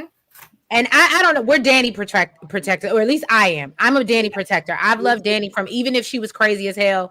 I identify mainly with Danny because bitch, I can be sweet, cute, and bitch, you put me over that edge. Yeah, I'm pulling out pows at weddings and that I didn't want to go to in the first place, and I ain't gonna go down memory lane. But I'm just saying, we're Danny and Nicole protectors around here. Oh yeah, Danny, it took me a while for her to really grow on me, but now that she has, like, I will literally, like, we can go to blows. Like, we can really get down. Right. I will fight you over Danny. Like, Nicole, now that's my girl. I will literally fight you, and we can hold that fight over. All right, I see where you are. Now I see why Princess found you. Now I see how Princess found you. Yeah, like, me and her, we bonded because, baby, we be dragging Eva, and, like, she sees me. I'm out here taking fire every day, and she was like, girl, I be seeing them coming at you. I be wanting to jump in. I was like, you don't have to. I got this. Like, I really will, like, whole ass fight these people, and I don't care. Like, don't come over here bothering me, because I don't go nowhere to bother people. Like, I actually stay on my timeline unless I'm seeing something I agree with, because I don't like to just go arguing with people. But, like, I will whole ass fight you, though, if you come in my space. Right. Well, I will say, and I understand when you come in my space, but like I told Princess, I said, there is nothing, I love the loyalty. I'm a big loyalty person.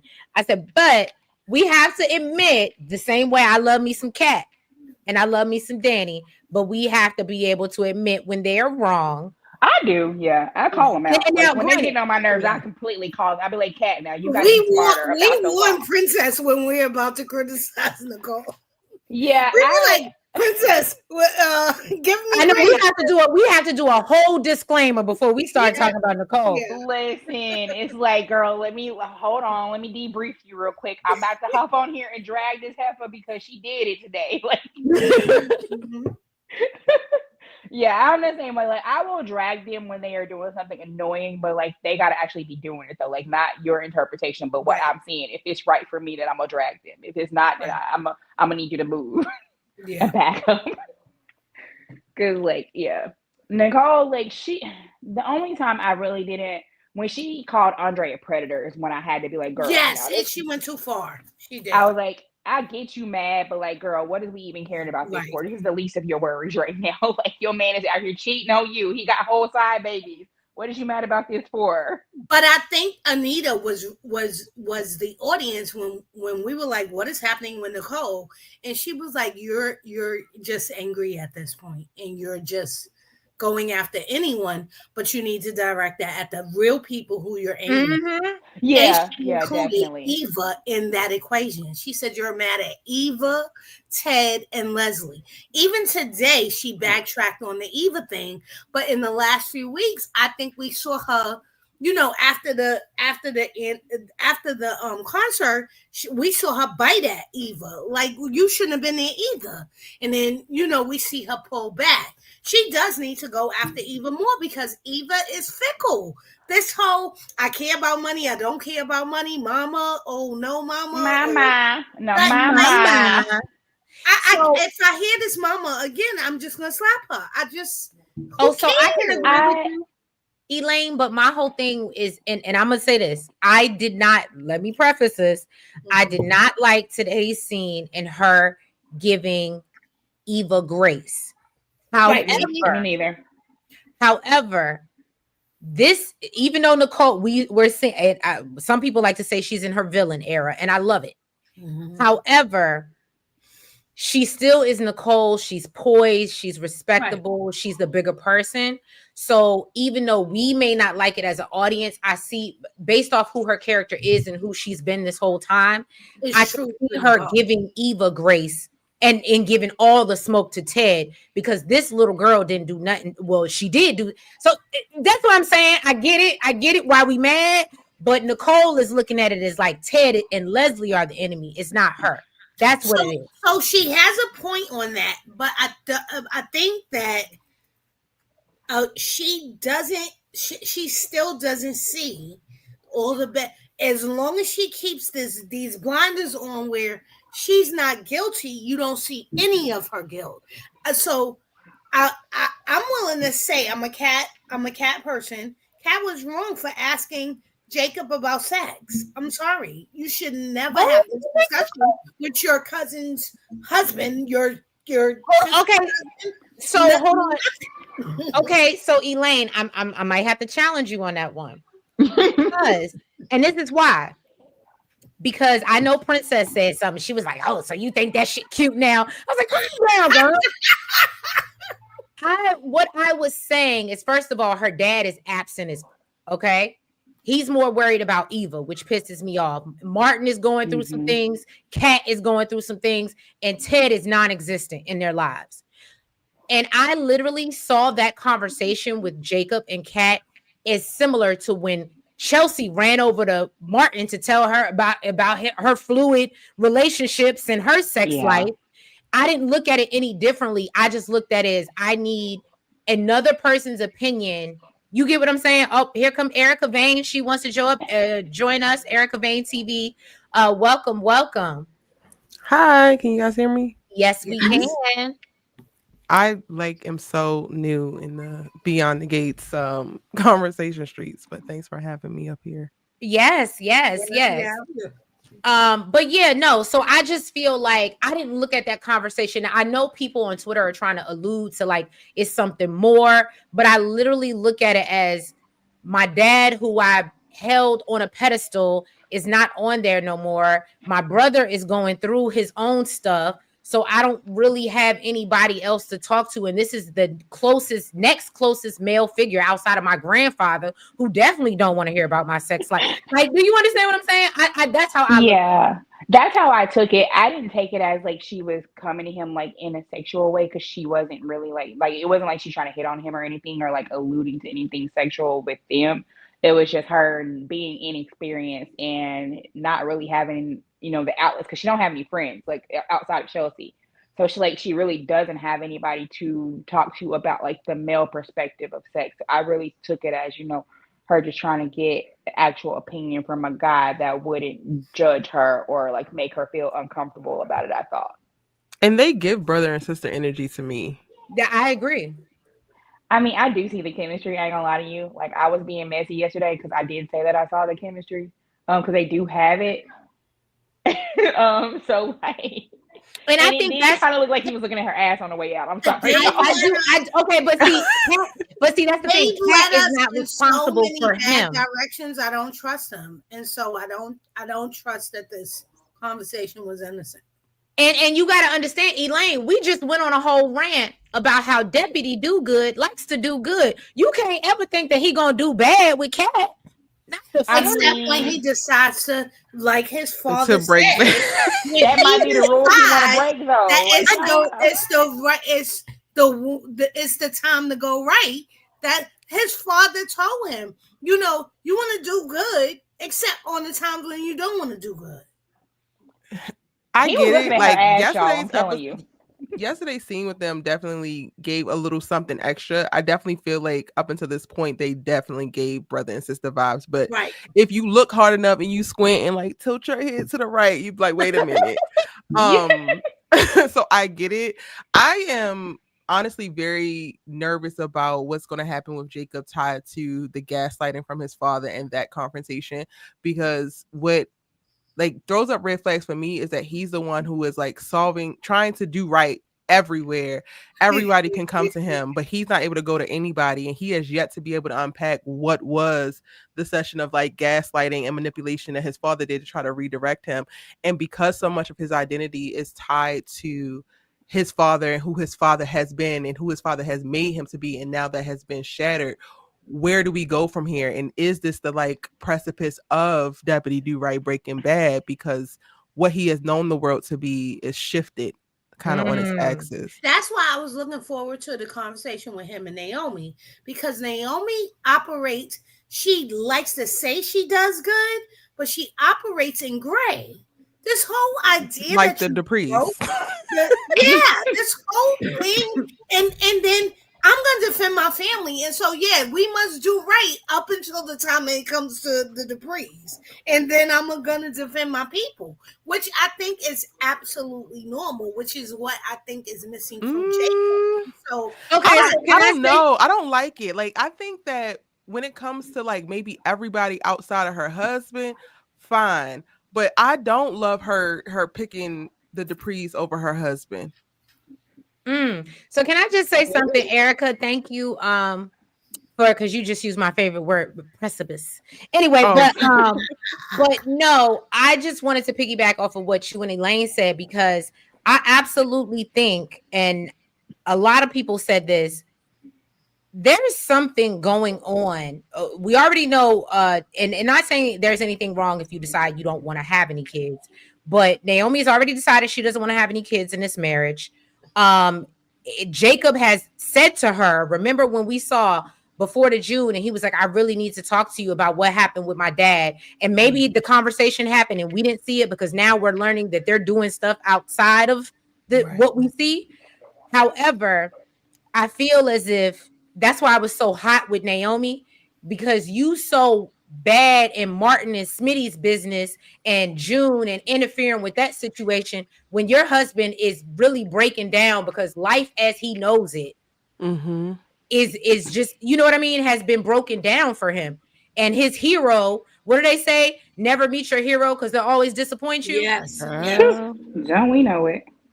And so I felt like she should have been there for her husband, but she's so busy running around chasing after this grown ass adult woman, adult dependent, that she needs to write off on her taxes. And I'm gonna stand by that and stand 10 toes down on that. And so I just think she's not paying, and I think they're telling us something about that marriage. Is basically what I'm saying. Also, have y'all ever noticed how when they go out to drink, they never drink? They always get like non-alcoholic drinks, and they never specified why they do that. But like they always make a point to say it in the scenes. Oh, it's non-alcoholic. I didn't notice that. I did not notice that. I noticed it, but I didn't. I don't. I felt like it just played into the good guyness. That could be it too. I don't know. I'm just messy. I like to drop. No, it's a great call out. It's a great call out. He has to be ready to do good. He can't do good if he drunk. He stays running back to the PD. That is true. Home. Maybe it's like you don't want to drink and drive, but like one of y'all could drive and one of y'all could like drink. So like, I am going to pay attention to that now, though. I do think that could be a nugget. Also, one other little thing that I picked up on, and we all talked about it, but we didn't talk about it. So how yesterday when he was talking to Kat, he actually was like opening up to her and actually talking to her, saying things that he couldn't say. Like, I mean, he probably could talk to Naomi about Derek's accident, but it was like he needed to unburden himself, and he did that with her yesterday. So that's why I was being messy, and I thought like, okay, because at first when people were bringing it up about them having a thing, I was like, y'all tripping. But now I'm kind of like, maybe I need to see it. Because now you're talking to her and she talking to you. Yeah, they were confiding in each other. Yeah, it's not this young person who needs somebody to talk to. You have somebody to talk to, Jacob. You have several people to talk to. Exactly. And you are now talking to. Does he? Yeah. So I'm like, because I need this show to liven up in the messy department a little bit more. Like, we need an on-screen affair. So, I mean, I don't care. Like, okay, but I mean, I can't. For somebody who is Team Cat, I'm gonna just be honest with you. That would be diabolical. Yeah. Because the way the fans would turn on her. Yes, and it's already fans that don't like her. So if they don't like her. But I mean, if they can find who Eva was and Leslie was, that would just make her. Oh my God, I would not want that. People are online saying I need her to have an affair or go after Jacob because I need to hate her more. Because we know that she is who we say she is. If they can find a way to justify Eva, they can find a way to justify anything. Like, if they're going to be delusional about Eva, I get to be delusional about Kat. Because I'm just saying. Who justified Eva? Oh my God, so many people. I get it every I know that she has stands, but I thought you were saying like in the right. Okay, never mind. Oh no, they justify her. They literally, but I do they think justify in the writing her. They want her to be the writing does too. Yeah, character. They do. Because they'll have her do something shady and then they'll try to play it like what they did today. They had her do that shady stuff with Kat throwing up her sexual experience in her face and then going to Ted and trying to be all sympathetic about his divorce, like you didn't help cause it. But see, on the page that doesn't read, but also y'all just to know I'm a writer as well. On the page that doesn't read like, oh, the writing team is actually supporting it. I think that all of the digs that she does when it comes to Kat actually works against our true redemption arc. They're keeping her in this like purgatory of is she good, is she bad, and they're using Kat as a vehicle, I think, to do that. And some of the audiences. I'm sorry. I think they're doing that with both of them. No, it's not the same. Kat literally they villainize her. They will literally. But she's also she's the villain. It's not even that anybody else is making her the villain. She's doing villainous things. Like for me, I lost it when it came to Eva when she hid that helmet and when she was trying to use that over Leslie, because I was there and I'm really invested in Amber, the actress who plays Kat. I do like the actress. She's brilliant. She's utterly brilliant. But they lost me then. And then for me, ever since then, I've been waiting for her to turn the corner when it comes to Kat, because that to me is the only signal that will show that you actually deserve some type of redemption arc and me to get on board, because you cannot peddle to Nicole you're sorry. You cannot peddle to Ted that you're sorry, but you still hold an animosity. You still trying to take Kat's man. You still trying to do little snot remarks because she's a part of that whole Dupree Richardson packet that you should be atoning to. So the fact that you're holding out and not atoning to Kat, and you have all this big beef with Kat as well, lets me know that there's still something there when it comes to you and your raggedy ass mama, and you deserve to continue to catch these lashes. A read is a read is a read. Like I feel like she only shows her true self to Kat. Actually, I don't think she shows her true self. And that's why I'm saying Kat. I don't think the writers are like are helping her for real. Like, I think that they're towing the line. And I don't think it's the same, to your point, Elaine, about it's the same with Kat. People hate Kat because they like to hate well-to-do Black women. They like to hate affluent Black women. Like, they don't actually hate Kat because she's the villain. You are correct. And nobody can put past Kat all of the things that she has done to try to bring this woman to justice, because she literally did an attack on her whole entire existence by way of her parents. And I think that's completely different. And then Ted saying that Eva needs him the most, like he didn't just lie to Kat her whole life and take Martin to go meet his side piece. Like, what do you mean? And Martin just went through this traumatic thing. Like, and you talking about Eva needs you more? Can we talk about how they don't even realize, or Ted doesn't even realize that Martin is separated right now? Exactly. He ain't talked to Martin since that day in the office. He ain't talked to Martin since he dragged him out the office when he was having to get out spells and he was sitting in the chair shaking. Like, that's the last time I've seen that man talk to Martin. Yes, but Eva needs him more, guys. Eva needs him more. Eva needs him more. I mean, financially, yeah, because she loves to like quit jobs and act like she got all these life skills. Like, hold on. So I love when somebody commented on Twitter today and said, "When was the last time we seen Eva go to work?" The last time Kat set her up. She don't need to go to work, guys. She doesn't need to go to work because she guilted her daddy into making her the manager of his practice. And it doesn't matter that she has no experience. It doesn't matter that she has no actual perseverance. It does not matter that she's completely insecure. So why in the hell would she need to continue to show up for work when it's her daddy that's allowing her to coast this entire time? And I want to know what's going to happen now that her mother has money.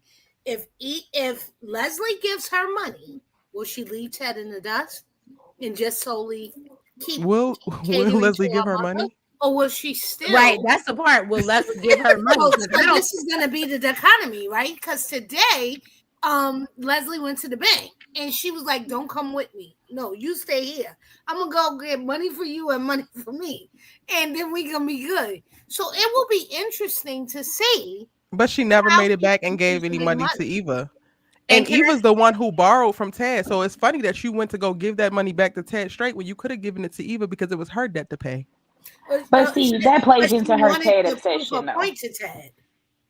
But that's my point of like, she's not giving money to Eva. I'll believe it when I see it. That's what I'm saying. Mm-hmm. Oh yeah, I don't think she will either. I'd be surprised if she had any money left over after going and buying her a house, and I think she will give money to Eva because she's the only ally she has in town. No one else has anything to do with her. She thinks money is going to change things, and I think what she's going to see is it's not going to change things, and she's still going to need who she needs. So I think she will give Eva a little bit of money, and but Eva doesn't need it, and she's not going to ask for it. Eva behaves with money. I don't think she's going to give Eva the money. For the simple fact of Eva is not going to ask her, and she doesn't even need to give Eva money for her to be on her side because Eva's just dumb. She'll be on her side. And she's trying to bleed Ted. But Eva being on Ted's bill is something that also has been working in her favor, and she likes that. So I don't think that she's going to do anything to shift that. And can I tell y'all, if y'all remember today's episode, when she told Eva and she said, or Eva was telling her, people that are rich, they know how to manage their money and whatever. I bet when Eva come to ask for something money-wise, or can I move in with you? She gonna say, well, baby, remember when you told me this is how the rich stay rich? And I absolutely see Leslie saying that shit to her. Well, I mean, in today's scene, that they also had a scene where they said, I want to get over this little person on my shoulder who's telling me I can't go in this store. Right. I can't afford that. And Eva said, no, that wasn't a little person on your shoulder. That was me. And so do you dislike Eva because she's your voice of truth, or are you really going to get down with Eva? It will be interesting to see, because then she will be alienating this other person and showing and proving exactly who she is, which is exactly what Ted said. You can't be one of us, because I dislike Ted. I want him to be run over by a bus. I want him hit in the face with a shovel. Yes. Y'all are terrible. I can't stand his ass either. So Ted like that. And you know what's so messed up is because if it was turtleneck Ted, Y'all wouldn't. I don't think y'all would have the same energy. No, I couldn't stand I was him. dragging Turtleneck Ted too. I couldn't stand him, y'all. I'm sorry. I'm in the minority, but I felt like he couldn't act. So no, I actually prefer. Yeah, he couldn't act. Yeah. He was giving theater actor, but like he was like pausing and unnecessary pause. He said not good theater. He gives exactly what Tomas gives. Tomas can't act either. Oh, I cannot. Oh my god. Everything is the same. There's no difference in cadence or inflection. There's nothing in their voices when they're delivering these lines. Count me out when it comes to Ted. When it comes original Ted, Tomas. I'm over it. And he's not even that damn fine. So y'all trying to push that Tomas is, oh my God, so fine. It's so fine. Where? He's not so in the room to get over his monotone behavior. It's not. He can't overcome that. And I think that's the thing with Ted. Old Ted overcame it. No, because y'all just like how that man look. I'm sorry, y'all like how that man look. Y'all like he had a sturdy neck. I ain't gonna, change that part. He did look good. That's what it is. Y'all ain't slick.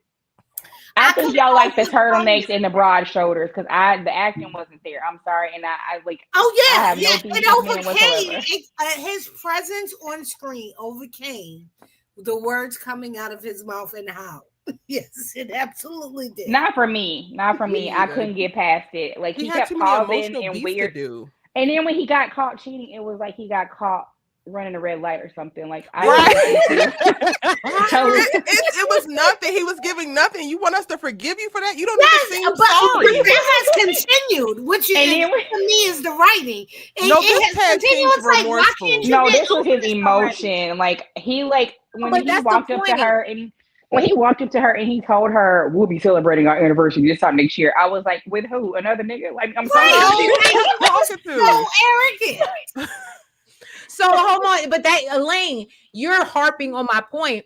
It's the writing for Ted because even if it was Tiny Ted, because I complain about Tiny Ted now and his lack of emotion, but I did notice it in Turtleneck Ted, and that's when I realized when it transferred over, I said, "Oh." It's just the writing. It has nothing to do with the Teds and everything to do with the writing. Yeah. Really? I think so. Okay. So I mean, like the way do I think that Tiny Ted is a better actor than Turtleneck Ted? Yes.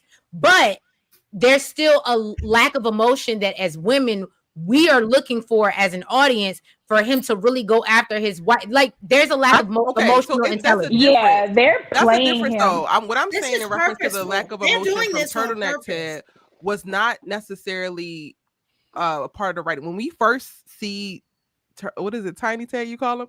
When you first see him, he is a little bit more remorseful. They're just now getting to a place where he's getting this apathy and he's like tired of groveling, but that's not how Tiny Ted was actually introduced. And there was a range there. With Turtleneck Ted, there was never a range, and there were beats written for him to actually be remorseful. It was beats written for him to communicate regret and sorrow, but he communicated everything as if he's this well-to-do Negro on the top of some mountaintop. So it never really. I'm not going to say that it's the writing all the time because they gave him peaks and valleys that he just completely blew through. That man was reading his order to the people at the restaurant, and that's how he was trying to get his wife back. Like that's what I got from Turtleneck Ted. I'm sorry, that man was reading a menu. I did not. And now I think it's a choice too, though. It's a choice for him to not take actions in that way. So it's less about the performance isn't actually lining up. But I guess to your point, Shadeinthecity, the writing now is making a decision for him to be as removed as possible. What did for me was 3 episodes ago when he said, "I thought we were in a holding pattern." I said, "Oh, so you thought you was gonna wait out her anger, right? This is what y'all do. Okay, got it. This is a ploy, 100%. Clock it. And she was gonna sit there and wait for you to hold. She was in a holding pattern, not we were in a holding pattern." I found this Ted to be so arrogant. I can't express. You guys are new, so she's real big mad. Wanted to get him run over by a garbage truck. My husband is a garbage man, so he drives a garbage truck, and so maybe that's why. Don't implicate yourself, girl. Don't implicate yourself. Don't say you got the means. So don't say you got the blood. The lack of care that he's had.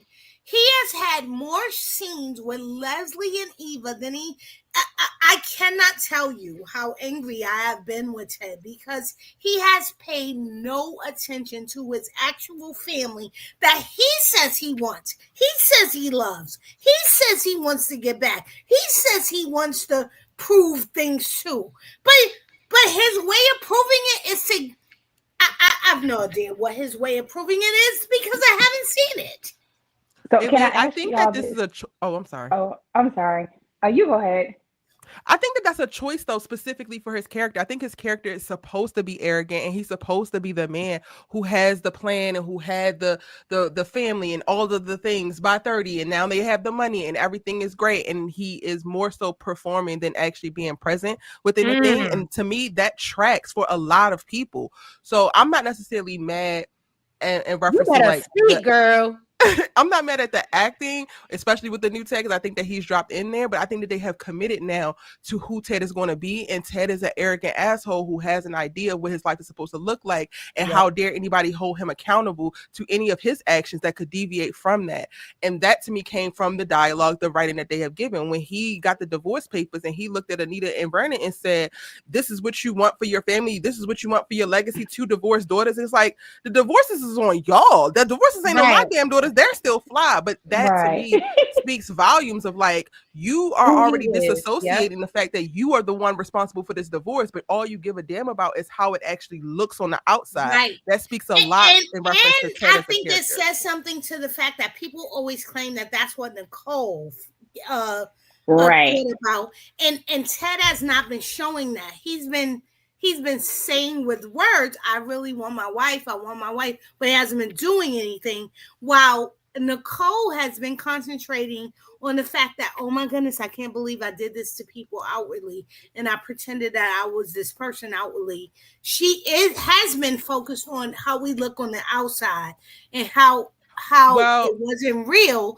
And Ted has been talking about how I feel this, we feel this, it was real for us, but who cares about the outside? I'm glad that you brought that up, because this is why Nicole will forever be the hill that I damn die on, and I will forever advocate for her, because people love to throw the well-to-do, the black woman who was smart, who got a little bit of money, who does everything that everybody asks and meets everybody's expectations. They always want to slide us up under the bus first. Nicole is now, I think, coming to a place of realizing, wait, this isn't what I thought it was. The difference between the two of them is that Ted is protecting the image, Ted is protecting the reputation, because that is what matters the most to him. Nicole was not really focused on protecting the optics. She really believed them. And now that she's waking up, it's like, wait, this is not actually what this is. And now she's moving differently. She's moving with vulnerability. She's moving with communication, and she's making the adjustments, which to me means that Ted should be getting all of the flack that everybody's like, well, Nicole wants everything to be so perfect. No, she wanted things to be perfect because she felt like at the time that they were perfect. But the moment that they don't line up, we're going to move how it actually is. And that's, again, why I'm always going to defend her. He sold her a dream, and he love bombed the fuck out of her for like 20 plus years. He sold her a damn dream. And honestly, it really feels like the way he is coming at her and the way he's handling this is how he thought that she would, because for so long, she was that person that did what everybody wanted, gave them the expectations that they wanted. She was a person that lived up to the hype of, okay, I got this daughter, this wife, this whatever, that is just this great person who does everything right all the time. And so he moved with the intent of encountering that woman, not realizing that you broke that woman. That woman, you fucked her life up. You had a baby on her. You cheated on her when she was at her most vulnerable, when you should have been by her side and finding other ways to come through your pain. You should have been by her side. Like y'all were both going through things, but it was her body that was actually like giving up on her, and you did too. So now you can't come with the same whack ass excuses to that woman that you played in her face. You took her child around your side piece. You cheated on her while she was having miscarriages. You got a child that's 2 weeks younger than her child.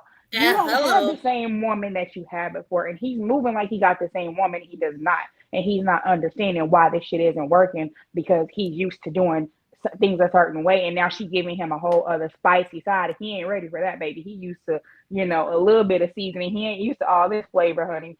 And so she is coming at him like with a whole new woman, and he's mad because he can't force her to be the woman she used to be. And she's like, "Oh, I'm not going back." And so, you know what? Can I just say that I can, and Anita mentioned this, but then I want to ask y'all this question. So did y'all clock when Anita said, oh, well, Danny, basically dealt with Bill's, because Danny let us know that Bill had been cheating on her, right? Mm-hmm. Mm-hmm. But she said Nicole left at the first sign. Right. And I said to myself, after everything that they've said to us, I'm just going off of what they've hinted to and the nuggets they dropped. I said, Anita, are you gonna have that same energy? All I know is y'all ain't got but like a handful of good men on here. I mean, y'all got like 3, and if you make Vernon a cheater, then what are we doing? Yeah, Jacob don't cheat. Give us the Vernon, 3. Jacob. No, 4. It's 4 actually, because 2 of them are gay. So you got Martin and Smitty. Jacob, Martin, Smitty are devoted. Martin is not a good man, but Martin is not a cheater. Martin is not a cheater. Martin is manipulative and controlling as hell. I have to say Martin is like one of those great characters for me, because I don't know if y'all saw me, but I used to drag the entire fuck out of Martin. Like, every day I was tearing his ass up. I even named him my top villain for like a month. Ooh.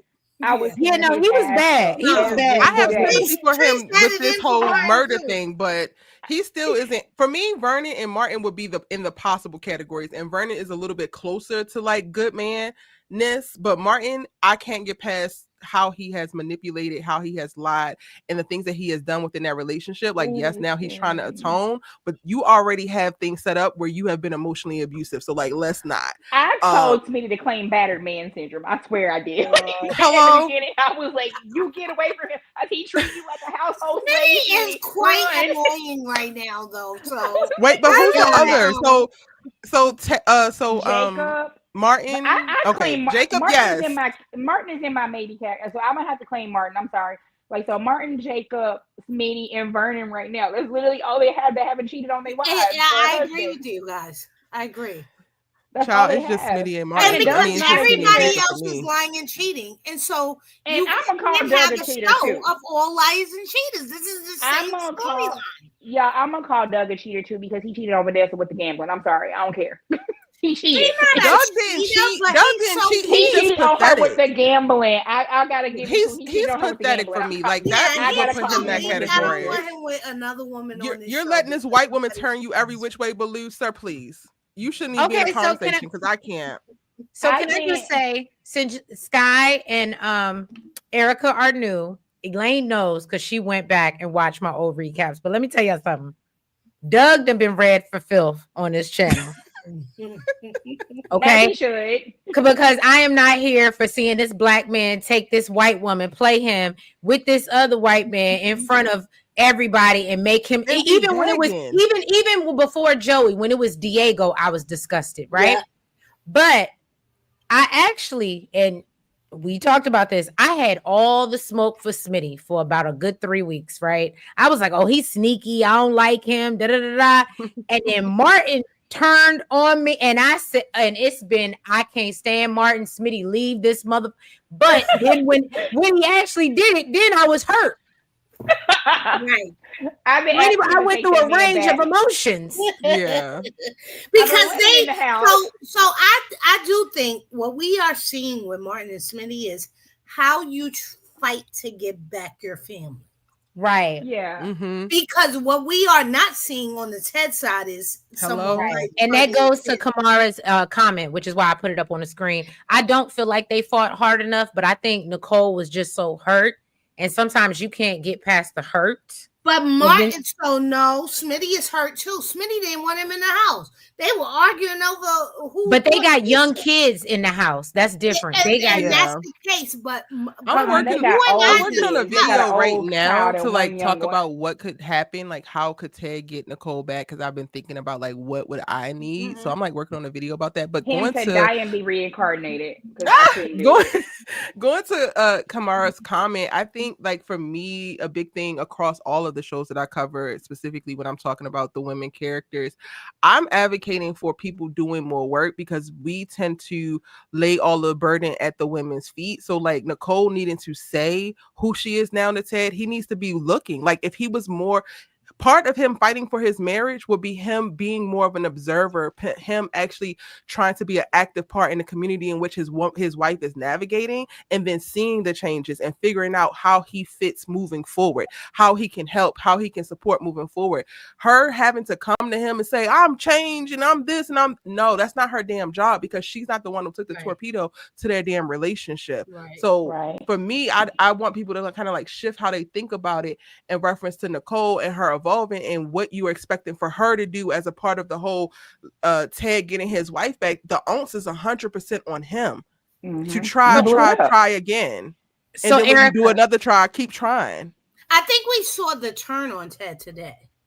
Yes. I think the turn on you can't be one of us is what is the precipitous of what we need to see Ted turn to evil Ted or ice Ted. What you mean? I'm calling to the turn on Ted. I'm not sure. I'm calling Nicole this new era ice princess Nicole, because I don't like she is being ice princess to him. She's only icy to him though. Like it's okay if she don't get him. And that's what I'm here for. I want her to be ice princess to him. But we haven't seen Ted push back on he's made threats like leave my family alone or else. But what are you saying is his turn in today's episode? Because I didn't see a turn. He's still Leslie in his hotel room. You told her you will never be one of us. But Elaine, like that to me is all additional performance. You believe that this woman will never be one of you. This woman is beneath you, but you allow her into your hotel room every single time that she shows up. There's not a restraining order if foot. She stole tickets. What you do? Go get another one. Like there's so much concession to make space for Leslie, but you also want people to believe that you are pursuing and in a place of trying to get your marriage back. That would be you would be squeezing the life out of any opportunity Leslie has to continue to infiltrate your life, but you're not doing that. That woman can literally sashay into your hotel room anytime. I don't believe anything that he's saying. You're talking this big cash to her, but she's standing in your hotel room. If Nicole was on the other side of this door 2 seconds after she arrived, what would it look like? Right. Exactly. Right. That's why you got these damn papers. Enjoy. Honestly, he lost me when he gave her the money, because like you're not gonna sit here and make her life easier while she's making your life difficult. That part. So can I just say, y'all? We were just, and Erica, I love how you was getting deep. And I just want to say, you made me think of something.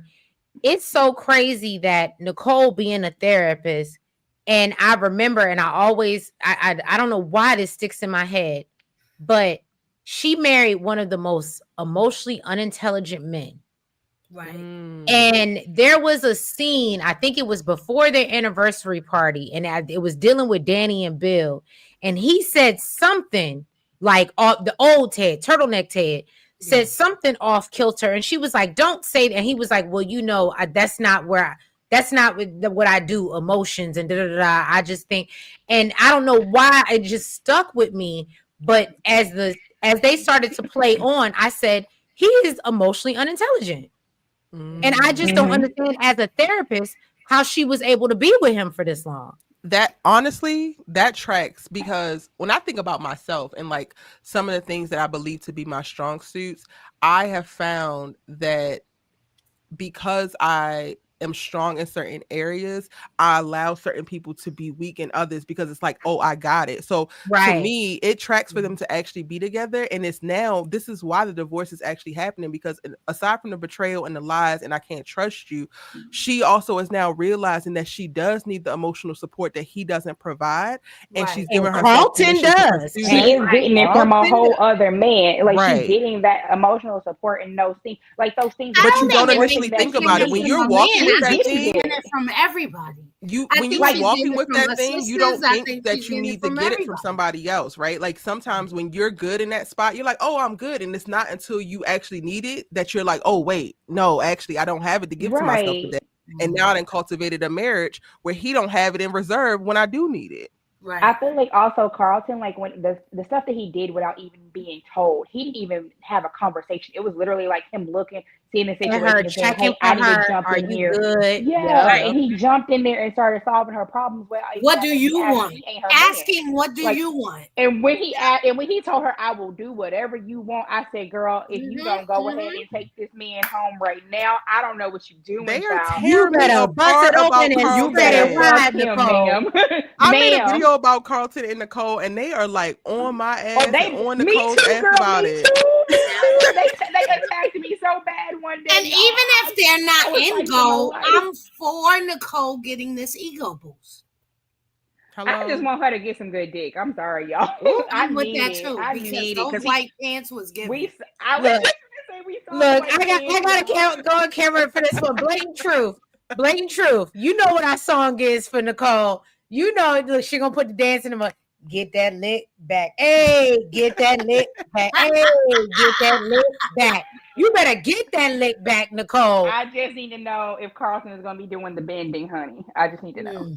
Okay, because I am all for Carlton. I noticed it from the anniversary party. I said, oh, he want her. Literally, that's when I started agenda shipping that day when she walked in and she was on the phone. And he was turned all the way around. He literally did a whole 180 just to turn around because he heard her voice. And he was leaning and looking at her. I said, oh, that's going to be her man, baby. I know what I know. Right. And they were like, you're wrong. Oh, they attacked me hard. And I was like, I'm fighting for my life, but I'm not letting up. I'm not giving up. I want what I want. I'm going to get it. Not you hitting the R. Kelly, you fighting for your life. Listen, we know he can swing a club. Okay, so we've been up here for 2 hours, y'all. We ain't moved down this list. Okay. So can we get on, because I was really upset and I would love to know you ladies' perspective on this. This June situation was handled so fucking badly. I'm sorry. I got to get in Naomi's ass. I did it in my recap, but she get another round of bullets. Okay. Because I just don't understand. It was a closed adoption for a reason. It moved too fast. All this whole scene, 2 days happened in 1 day.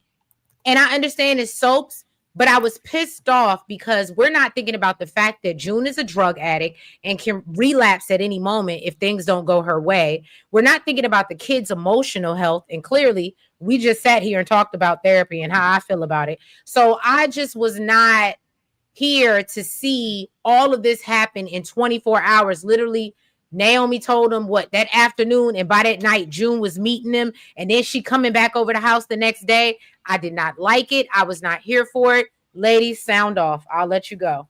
I got 2 kids that I adopted in a closed adoption. So I was very much annoyed because first of all, that shit don't work like that. And thank you for sharing your personal experience. I appreciate that. Yeah, right. I have 2 little kids that I have adopted. And I changed their names as well. Their parents were a hot ass mess, like literally kind of sort of like the situation here. They were on drugs. They were a hot mess. Like, and I would never allow my kids to be around those people. So when she was talking about, oh, she knows there's a closed adoption and kept digging, I was really like, I didn't let it offend me because it's it's fiction, but like it was annoying. Like I was just like, so I dragged her to no end because first of all, it don't work like that. Secondly, the adoption is closed for a reason. Then you took her to their house. Like it was just all kind of red flags. Like it was dangerous for the kids. It was dangerous for Martin and Smitty. Like you shouldn't have interfered. And she still like she literally was like a week off crack. And you was like, oh, this is a good idea. Let me go take her to meet these kids who she relinquished rights to. First of all, a lot of people were saying, oh, they're still her kids. First of all, when you relinquish rights, they are no longer your kids. They belong to the people who adopted them. So okay, hold on. I agree about hold on, Sky. It was she wasn't a week removed from the crack. Right. She was I don't recall her a being few on drugs months this entire time that we've seen her. Well, no. They said she was an addict, and she said being in the hospital for her heart made her get off the drugs. But what I'm saying is, when we seen her in the hospital for her heart, that's not for me. You're saying that that's months. And for me, I don't even in months. It's still so new. I wouldn't expose my kids to it. Right. I felt like it was definitely expedited, and that's annoying. I didn't like them going to her house. I'm like, what did you think? That she was going to forget where they lived after you tell them that she can't come back no more? Like, you're setting them up. Like, if anything, I felt like they should have met at some kind of common place if they were going to push this through. They definitely like turned her storyline into like hyperspeed out of nowhere, it felt like. So I totally understand what you're saying in reference to it being absolutely rushed. She was in the hospital in June. Yeah. I mean, I was saying a week because I'm being messy because like it felt like because the time doesn't move the same. But they do a horrible time of tracking time too, because they're saying like, oh, they've been separated for months now. Like it's alluded to like it's been 3 to 4 months or something like that, and it's just like, wait a minute, y'all. So the way that they're tracking time is also weird. We've been in the same day for 5 days now. Yeah.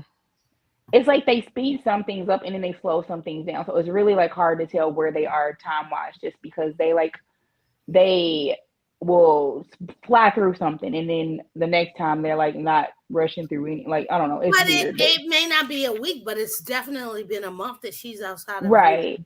Okay, and that's to your point, it is still dangerous. I'm not negating any of that. That everything that you said is 100% right. I just wasn't sure that we were watching June as an addict for most of no, she's not now, but she's not like mentally actively on the drugs, but it also like she literally like last week she didn't know who the kids were, and then all of a sudden she reads a letter. But I think that's tied to like her mental health and not necessarily like which is another reason somebody said about the Monopoly money. Hold on, I love. Thank you, Chandra. Yeah, she was paying for food with Monopoly money, so she's. But that's a mental health thing. It doesn't have. But I'm only saying that because I live in LA and I like come across tons of unhoused people.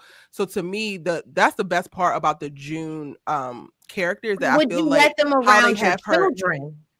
No, I'm not speaking to that at all. I'm just saying about the June character in and of itself. Like her paying with Monopoly money, that does not directly mean, oh, she's on drugs right now. There are people who are literally having mental health crises that are not necessarily tied to that because they don't have no home and they're living on the streets. They looped her mental health issues into the drug usage. They tried to say that the drugs is what caused her mental issues. Right.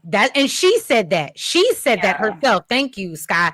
She said that herself. She said it was the drugs and and when I left y'all for hours and y'all thought I was going to go get groceries and what I was really doing, and I came back empty-handed, and I remember Samantha looking at me. So that was a whole thing. Like I'm not trying to put that on her. That's what they gave us. Now, did I think that? Because I was like, that's weird that she just dropped her kids off in the middle of nowhere. Like, but no, she had an issue, and I don't think she has an issue now, but I do think that there's mental, and what I'm saying is my number one thing is June.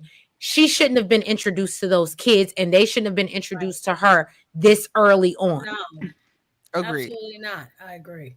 And I also think it should have been their choice to even go looking for her. Like that was my issue. Like if they wanted to do the whole they want to meet her thing, it should have been them looking for her, not Naomi opening the can of worms. Nobody asked her to go. Yeah, Naomi was dead wrong.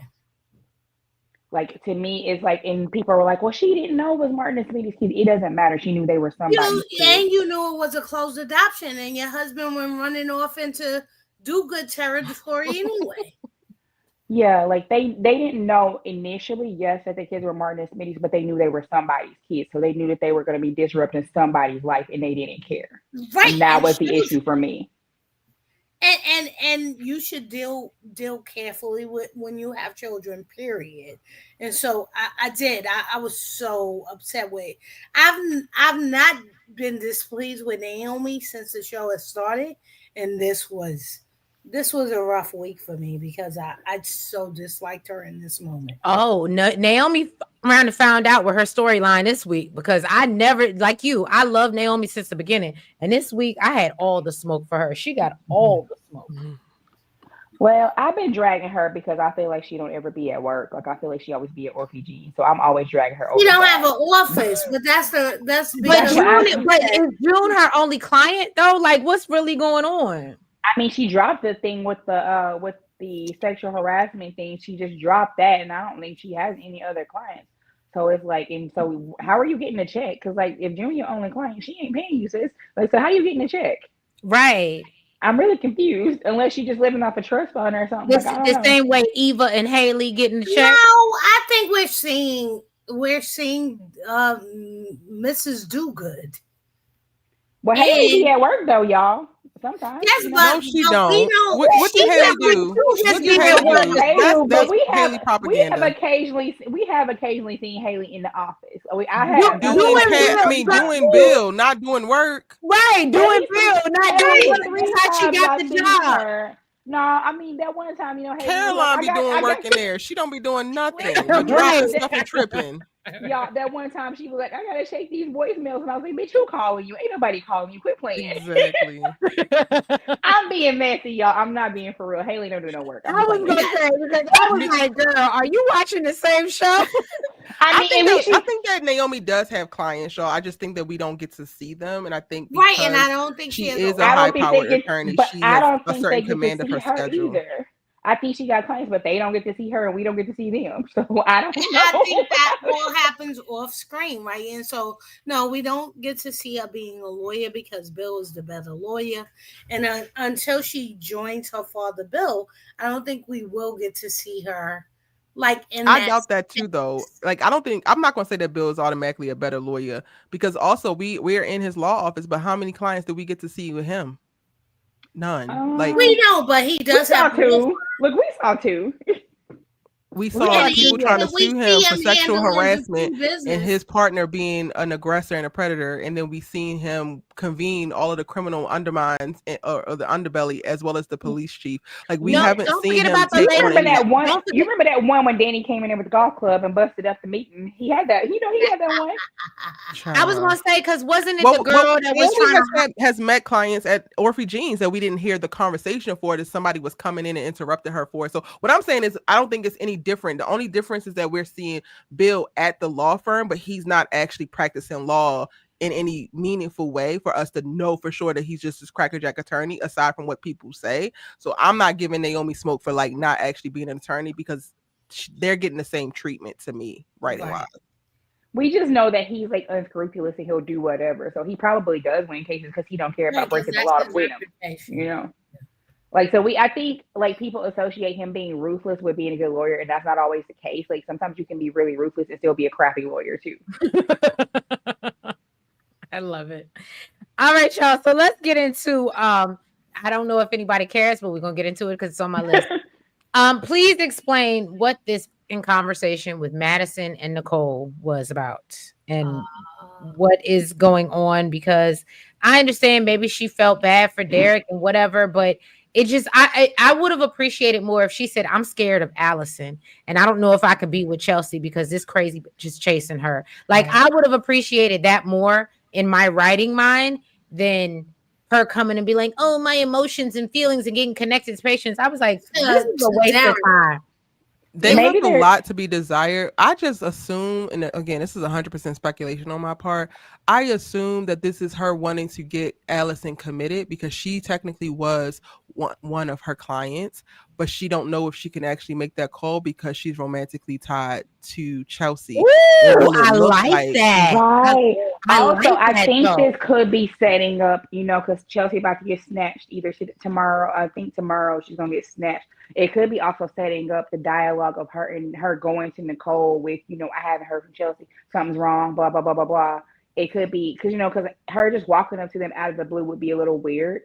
So it could be, her actually like, coming to them like, hey, I noticed something is off or something. And then her coming to Nicole and telling her all the issues they have with Allison. It could be like just a prelude to setting that up to where they can have those conversations.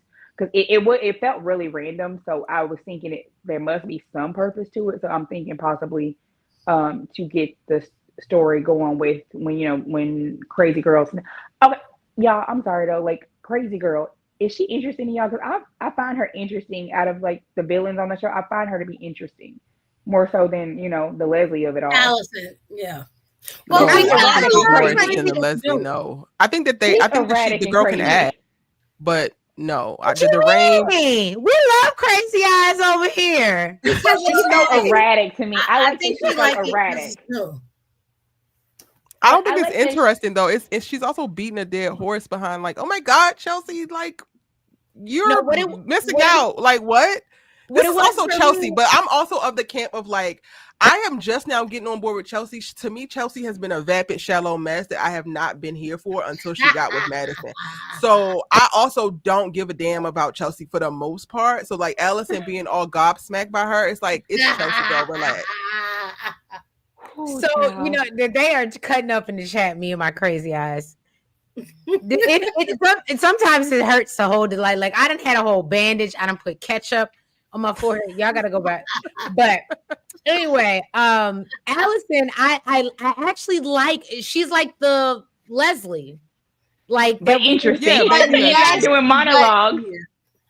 Yes, because all over the place. Because what it was motivation. What it was for me was when she went to Madison and she said, "Oh, let me tell you how this girl ain't shit. But by the way, we meant to be together." Yes, that was where she won me. I'm not gonna lie to y'all. That's where she got me because I was like, "Oh, babe, you're toxic is showing." I like this. I'm sorry, y'all. I like a psycho bitch on the soap. I'm sorry. I like it when they're actually psycho and erratic and like I like a crazy bitch on the soap. It sounds like you want a Sheila. That's what I mean, if we're talking about 90 Sheila, yeah, not 9-toe Sheila, because that thing I can do without. Like 90 Sheila was fun because she would shoot a bitch with no hesitation. Like that was fun. But like y'all have to understand me is to understand my favorite character was like Samantha Jean Brady for like a long, long time. Because Sammy was just so crazy and she didn't care and she knew she was like a crazy bitch and she just didn't care. And I loved it. So like I like a crazy girl in it, so like I love it when you can be a little crazy, but it's kind of like Leslie. The reason my disconnect with Leslie is she does all these monologues, and I'm like, girl, can you shut the fuck up? Like, why are you doing all this? What is with this? But this is the writing to have us, do her diatribes because this is what evil people do on this show. But I think the problem they're having is we only have one evil person because. Right. Joey. Well, no, that's not true. We got 4H. We got 4H. But also, 4H Joey's supposed to be a bad guy. Haley's supposed to be a bad girl. But Haley's not dangerous. Like Haley don't draw no concern. That's why she don't feel like a villain. Yeah. Haley, we haven't explored Haley's bad side, and so she can't come out right now. We're getting snippets of it. Joey is a bad guy, but we don't. I don't know. He's a bad guy. That's not harming any of the main characters. That's why we're not looking at Joey as a villain because he's not harming he's not infringing upon or causing harm to any of the main characters. The same with Haley. Like she's lying, and she's technically a villain, but it's not really causing any type of issues for anybody other than Bill. So like we don't care. So I think that's the thing. I think y'all just be careful what y'all say about Randy because Randy be in the comments saying he might feel away. He do be in the comments. He absolutely will respond to you. Everywhere. Yeah. Girl, I have gotten caught so many times being inappropriate on my timeline. I'd be like, because I was talking about Carlton and his big, his and that man way too much. I was so ashamed, y'all. I called Vanessa a shady bitch, and that lady was retweeting me. I was so ashamed, y'all. I'm always getting caught doing something bad. No, y'all have seen me. Y'all know I'm very reckless on there, and they are always catching me doing something bad. Yes, the actors are so on social media. It is. They are prevalent. Yeah. Yes, and shout out to the 33 people watching on Twitter right now. Listen, I'm always getting caught doing something. I'm always misbehaving and getting caught. It's just, I don't know. Some of the people on the show are very active on social media. Morris Perry is. The character that plays Martin, I think his name is Brandon Clayton is. Yes. Smitty is. Amber is, who is Eva. The character that plays the woman who plays I'm sorry, Cat Vanessa? is Okay. Cat and Chelsea. They're just on there all the time. I'm actually still friends with Ted, who is very active on Twitter. And I want to get rid of him, but I won't. I don't want to get rid of him because he's old Ted, and he tends to give shade. So I won't get rid of him on Twitter as following. But some of these people are really proactive, and so is the creator of the show, Michelle Von John. So if Oh you yeah, she be chiming in. yeah, if you haven't followed her, you need to, because sometimes she goes back at people, and I'm very vocal. I don't like what is happening on the show. Me too. And last week is not pleasant, and so we have too many liars and cheaters. I am saying it. I'm gonna say it on Twitter. I'm gonna say it on Facebook, wherever you want to hear it. And so, if she wants to come at me, she can. But some people are very active from the show, and so it's just very good. I also follow New Ted. He's very nice and engaging. So if you don't follow him, you should, because like he posted his video that he made for him and Nicole. I said I liked it. I did. I actually like the song. Yeah, I purchased the song on iTunes. And so I told him I love it. And she's going to be in the video for the Oh, that's cute. Oh, can I just say, y'all, that somebody told me that that bag, and literally I was just making fun of it in my recap. And I was like, I don't necessarily think that bag is cute. And I don't know if it's going to be that bag that was on the table. But they said they're actually going to make those bags for sale coming fall. I saw that. I saw that announcement. And I love me some Chelsea cat. So I'm going to go and I'm going to get it, whether it's ugly or not. I'm going to have me a Chelsea cat. Not whether it's ugly or not. They're going to have to improve their bags, because I have not seen a single bag that I want. Chelsea cat. I just want a bag that says Chelsea cat. Enjoy it. Thank you so much for letting me come up. I gotta go. Thank you so much, Erica, for being with us. I appreciate you coming up. And hopefully you will join the membership. $2.99. Hopefully it's not a lot, but hopefully you would join the membership. I usually open it up to the public once a month, but normally we're behind the gates so we can talk our real and we got to go filtered up here. But Erica, you said you have a show, and I will try to find your show and yes, and I don't know if you heard me. Drop your link in the chat so people can follow you if you're on YouTube and stuff like so people can follow you. Okay, cool. Will do. And I'll take a look at your memberships. Great job, ladies, and have a great rest of the conversation. All right. Have a good one. Bye-bye. All right, y'all. All right. So do we have anything to give to Eva and Tomas? We've been up here for 2 hours. Anything? Do we have no mas? Oh, that's one thing you don't know, Sky. We call them no mas up here. I call them, that's the name too. I have dust for them because they are absolutely tragic. Eva, like, I don't understand why she thinks that the way he talks about Kat that he won't talk about, like, he talks about you too. So, like, I don't know why she gets so giddy and like giggly and oh my god, I gotta throw it up in her face that he said this about her. Like, do you really like stop and think that if he talks about her like that to you, you don't think he would talk about you to her?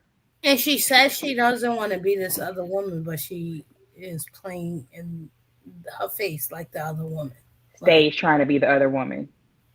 Mm-hmm. I love, like, Chandra said, can we get Kat and Chelsea a new couch, please? Oh my god. They need to light that thing on fire. It's bad. I need a whole bottle of Febreze to be poured over it. And then and then put it then set on fire. Yeah, because that is just disgusting. I said we ain't got we rich, but we ain't got no beds, we ain't got no quarters to go to. But watch them go and give Leslie a set for a house, though. I'm gonna be really aggravated. I'm not gonna lie to y'all. Yes, I would like to see what they're gonna do with Leslie. Like, I understand she had an apartment, and so now they can make the apartment into something like what Bill and Haley has, which is an atrocious apartment. But but at least they can bring them into the gates, right? Because we all believe that Bill and Haley are in the gates because they have sort of a reverse apartment from Danny, although not really. It's the purple couch that is just It was a atrocious. hot tacky mess in there. Yeah, it's a hot tag, but like Jacob and Naomi don't live in the gates, and it looks like they don't live in the gates. The people in the hotel live in the hotel. They don't look like they live in the gates, and so it will be interesting to see what they do with Leslie's apartment, given the fact that now she's going to be in the gates. Are they just going to revamp her apartment and this is going to be the new place? Or will someone else move into her apartment outside of the gates? I saw like a clip or something of Randy looking like he was standing in the apartment that Leslie was in at some point. It was like a while ago. Oh, wow. Okay. And it looked like he was standing in there. It looks like her apartment set. So I don't know if that's what they're doing or what. Okay, so Kamara said Eva needs to leave Nomas alone. Meet some other men. Where are the other men, Kamara? Where are the other men? That's the problem. Who would treat her like a queen? She absolutely deserves that, but where are they? Point them out. Who deserves to be treated like a queen? Eva? No, and I will say this, and even though look, I might hit your bad side, girl. But although I do not like Eva, I can absolutely admit Kat does not like this man. She is not into him. She is not into him emotionally, and that's probably why they can't connect sexually. And I do think it's doing Eva a disservice. Now, let me preface this. The moment I wrote Tomas off was when Eva gave him the opportunity to walk the fuck away. Right. And said, I'm not Eva, Kat. And gave him the opportunity to walk away and tell her the truth. And if you're into Eva, maybe we can still be friends. Right. And he sat and played in her face. That's when I was like, I was able to give Tomas a little bit of grace until then. After that, I've never seen it for him. Because I just don't like liars and people. Like, she gave him the opportunity to tell the truth. Right. Yeah. I agree. Oh, go ahead. No. So my thing is, I just don't think that Kat likes him. And the reality situation is he does have a bond with Eva. So we're doing a disservice keeping him with Kat, who don't even like him.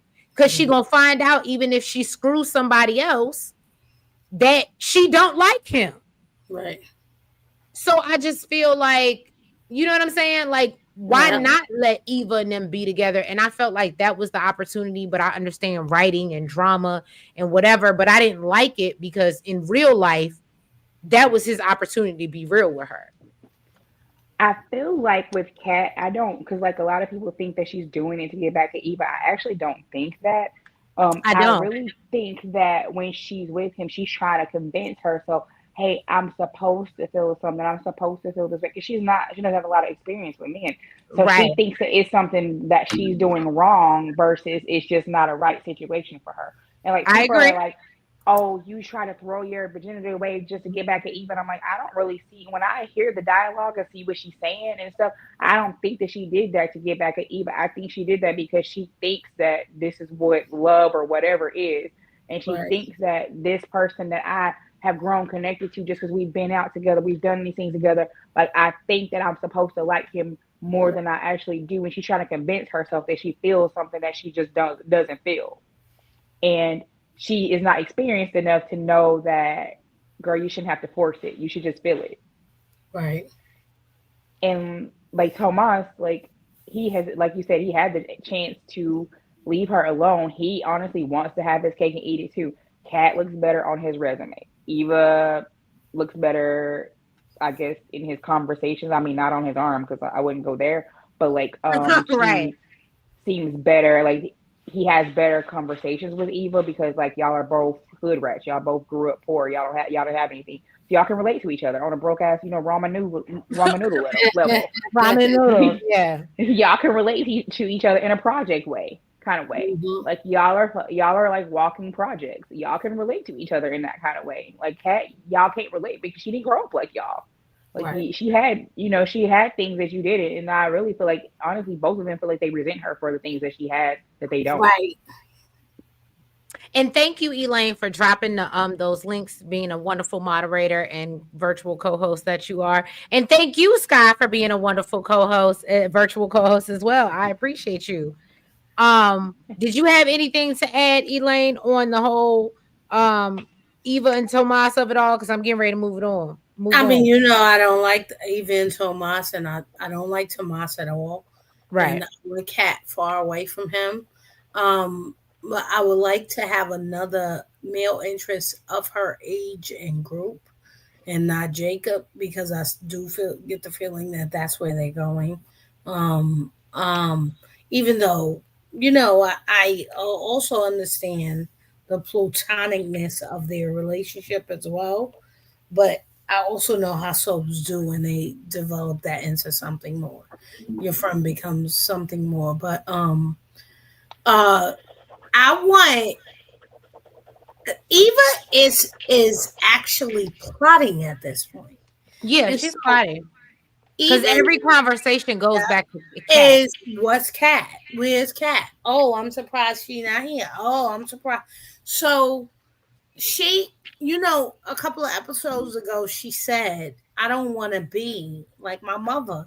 But then you go into this behaving like your mother. I don't care about the money, but then you are all harping on the money. Mm-hmm. And so this is just who Eva is. And while I don't believe Eva is who she will eventually grow to be, this is who she is now, and which is why I always say I'm mistrustful of Eva. And so that's really all I have to say about this, other than I want Kat far away from these two. I agree. Eva, like, she contradicts herself a lot. Like, she'll say one thing and then do another in like the same breath. Like, she'll say, "Oh, I don't want these issues," and then be smirking and talking about the girl's sex life. Right. Or she will say, "I want to get along with her," but then we don't want any issues. Like, how do you say you don't want any issues with all that attitude though? And you weren't supposed to be there. Like that. It's just like little things like that. Well, Sky, so I've pointed out before, my issue with Eva is she acts innocent in front of Ted and Nicole and all the other people, but then when she gets with Kat alone, she lets her know, "Bitch, I got that smoke for you." Right. Yeah. But then that's why even today, when she put her hand on Kat's shoulder and was like, and I understood where Kat was like, "Bitch, don't touch me. Like, I don't know if you putting the roots on me or what." But no, we not doing that. Right. Yeah, because she did it in like this antagonistic way. Like, you literally just brought up her sex life and then tried to act like you weren't. And then when she clocked you on it, like when you brought up her parents, and then when she clocked you, you brought up her sex life, and then you go put your hands on her. Like, if she would have smacked the shit out of you, I would have been cool. I'd have just been like, you know what? And I'm gonna be honest with you. Sometimes that annoys me about Beyond the Gates, and I get it. It's a daytime soap opera. And so they don't want to make us look bad as Black people. But sometimes we just gotta no, we don't want it to be love and hip hop, but sometimes you gotta smack a bitch. Mm-hmm. Like, I felt like even with the Nicole thing, when she snatched Leslie up, I don't feel like that was enough, because like the way this lady been tormenting her and messing with her, right? And no, but she was tormenting her about her miscarriages. Yeah, she was more. Can I tell you, I would have done more than Nicole. If you're tormenting about something that I feel is traumatic, that I went through, like my whole life has been depleted, and while I'm going through that, I find out my husband was cheating with you. Please understand. And that's why I could appreciate Beyond the Gates. And I think I said that in that recap where I was like, yo, thank you for giving us some dose of reality, because everybody can, whether it be black, white, blue, or purple, everybody's not that fucking composed. I don't care how much money you have. You get me to a certain point, you can catch these hands. And then even like her, even after that though, when Ted walked in, she should have popped his ass too. Because like, how does she know about your miscarriages unless he told her? Like, you should have popped his ass too. As soon as he That walked in, he was part, like, what is wrong with you? because Like, he I would have pillow popped talking. his ass. Look, I would Yep. have popped his ass too, because you're not gonna be telling her my business, have her throw it up in my face, and then gonna ask me what's wrong with me when I lay hands on this heifer. Like, no, I would have popped his ass too. And they didn't even address the fact that he took her home. So that was another thing that kind of annoyed me too. Oh, well, yeah, the audience definitely saw that though. Well, we were just happy that we didn't see a scene of her going back into his hotel room, right, or him coming into her house. So we were just relieved at that part, right? Because we absolutely speculated Ted. We're gonna see a scene where Ted is back at Leslie's house. She gonna take some pictures and say, "Oh, see, Ted was at my house." But see, that would have been even more villainous to me. Like, that right there would have been even more like villain-like, because you want her to get under Nicole's skin because that's what she's supposed to do. Like, she started off as like a really good villain, and then somewhere along the way she just kind of lost it. I don't know. I'm gonna agree with you on that. I used to be, and everybody can tell you up here that's in the chat, that's on the line right now. I used to be I love Trisha. I love her as an actress. But the character is wearing on me. I need them to find a new lane for her. I don't know if I don't like the villain winning, or because I loved her as a villain. I love the monologues for a minute, but it is wearing on me. It is wearing on me as a viewer. It's not a long term. It's not a long term character. You can't be a clown and villain with no niceness at all, and have people rooting for you. I don't know where this happens, and even if we go back to Young and the Restless and Sheila, right? It's spaced out over years that year, Sheila. Right. It wasn't every single episode she was a crazy person. She had like some vulnerability. People who she acted sane with, and we knew snippets of her being crazy over the year, and then she would have this culmination over years of Sheila's really lost it. We know she had periods where she could be, sort of confusing morally, but Leslie, tell me what nice thing Leslie has done since she's been on screen. Stop wearing them damn wigs. That's about it. I mean, but that's not nice. That's just us thinking she's stout. The dress. I mean, I was gonna say that. I literally looked at this episode today, and I said that silk press is the truth, boy. I said her hair is nice. Her dresses are nice. She was the best dressed person at Ted and Nicole's anniversary party, and so, but what redeeming quality to individuals on the show does she have? She's not nice to anyone, not even her daughter. Yeah. And so how are we are rooting for her because she is nasty, mean, clownish. She teases people, and she she just makes fun of people. And everybody loves the class clown, but at a certain point, everything is not class. I'm dying. So her mother says she's dying. Anything? Nothing.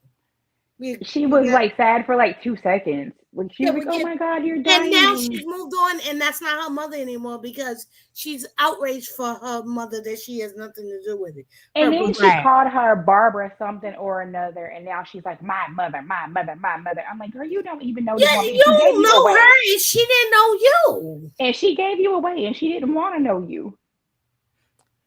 Somebody said, are the white coats coming to get? I hope they're coming to get. Oh, M Chav, thank you so much for joining the membership. I appreciate you.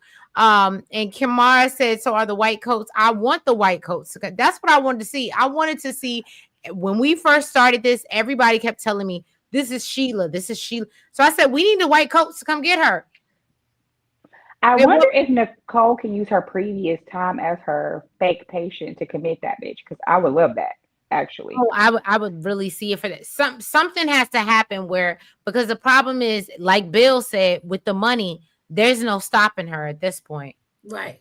I think the only thing that would stop her is getting arrested. because then getting arrested, maybe she wouldn't have access to the money, and maybe the money will cause her to go too far and do something that's just over the line that she thinks she can get away with because she it has definitely money. will.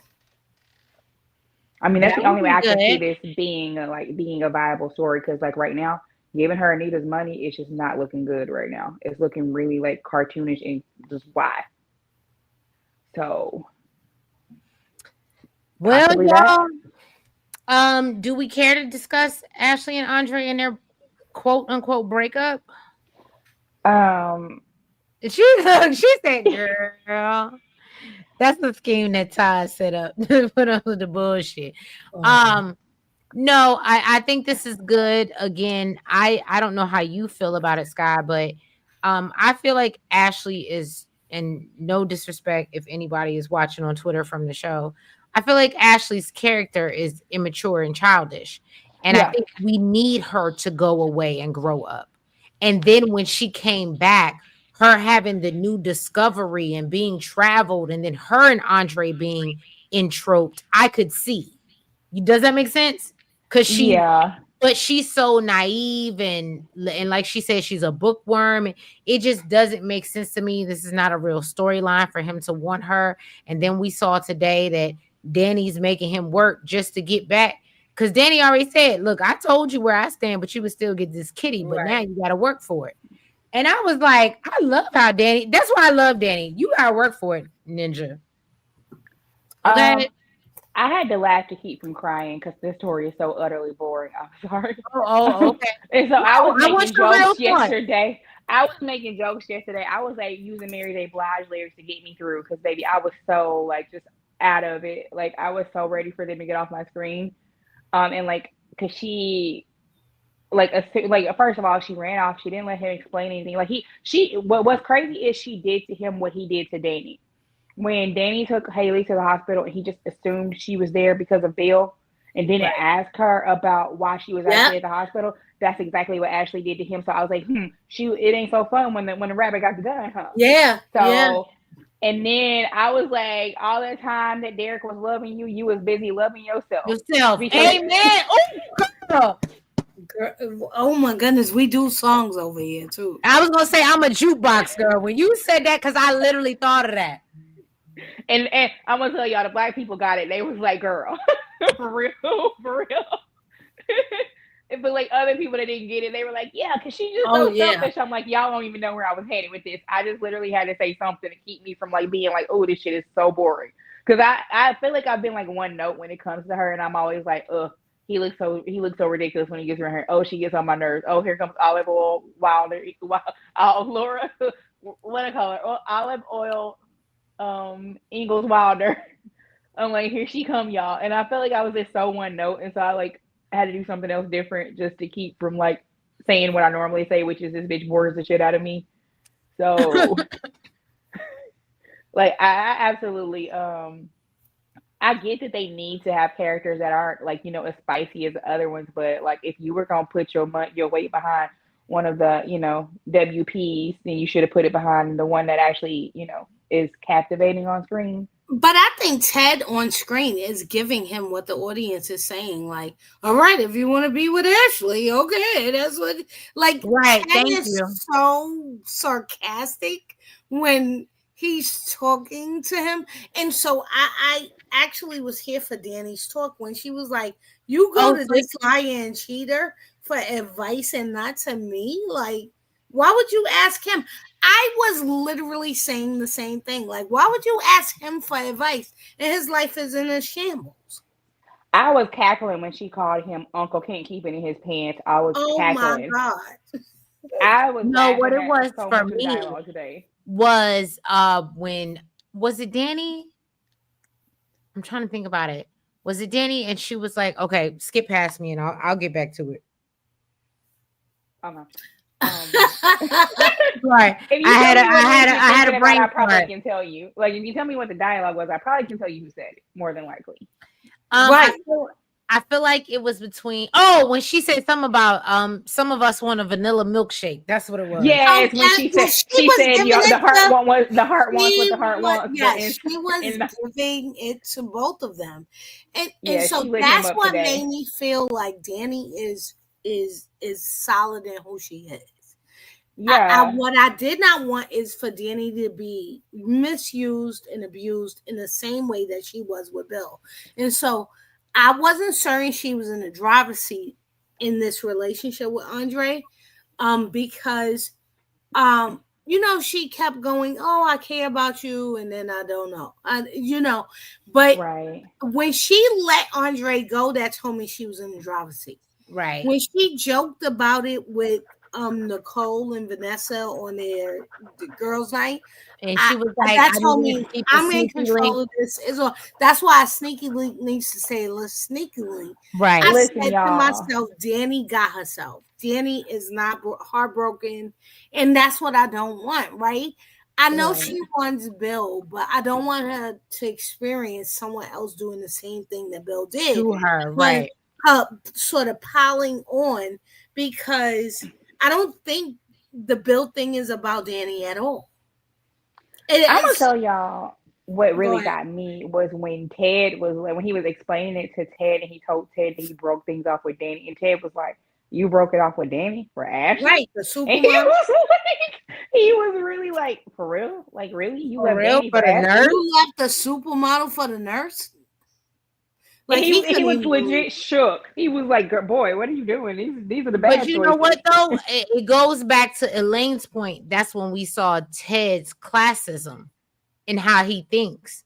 How dare you dismiss a supermodel and a Dupree at that for a nurse? So that's when that was the first inkling of what Elaine was talking about. Y'all know what though? I might have to jump in and defend Ted a little bit, just a little bit, y'all, not a lot. But I didn't even take it as classism. I took it as he was like, that bland girl.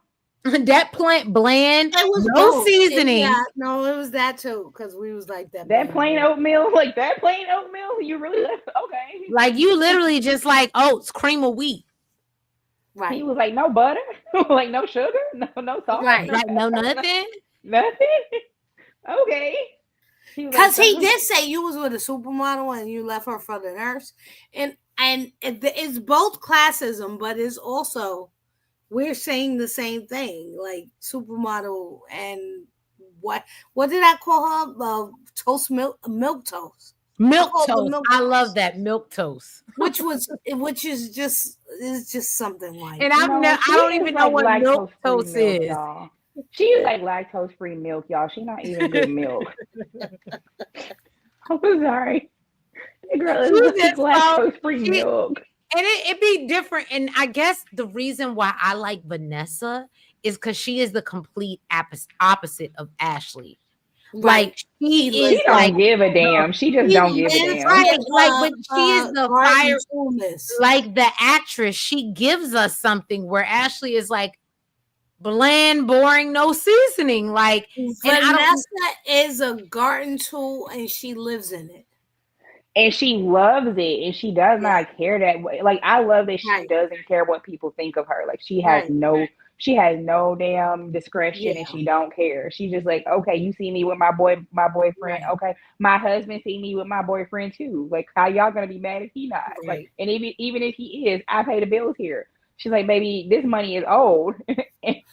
Like she just gives you old money. She gives you I don't give a damn. She honestly just gives me, or I wonder is your family dangerous, girl? Like, are you with shooters? Like, have you been all your life? Her family has always had money, and so, or is this her living out her dream of being this dangerous person? Right. So I go back and forth with Vanessa. I like Vanessa because she's a dynamic character that's very different than anyone else. So why won't she divorce Doug? I'm sorry to cut you off. I don't know. Because I think like that's her baby daddy. She don't want to leave him. She know he needs her. But that's what it is. He needs her. It's not the other way around. But they need each other, because why would you protect him after all he's gotten you into? Then she said she doesn't want him to snitch on her now. So now they're like, now she's in it for it. But before all that, I want to know why, once she found out about the gambling shit, why this wasn't completely cut and deaded.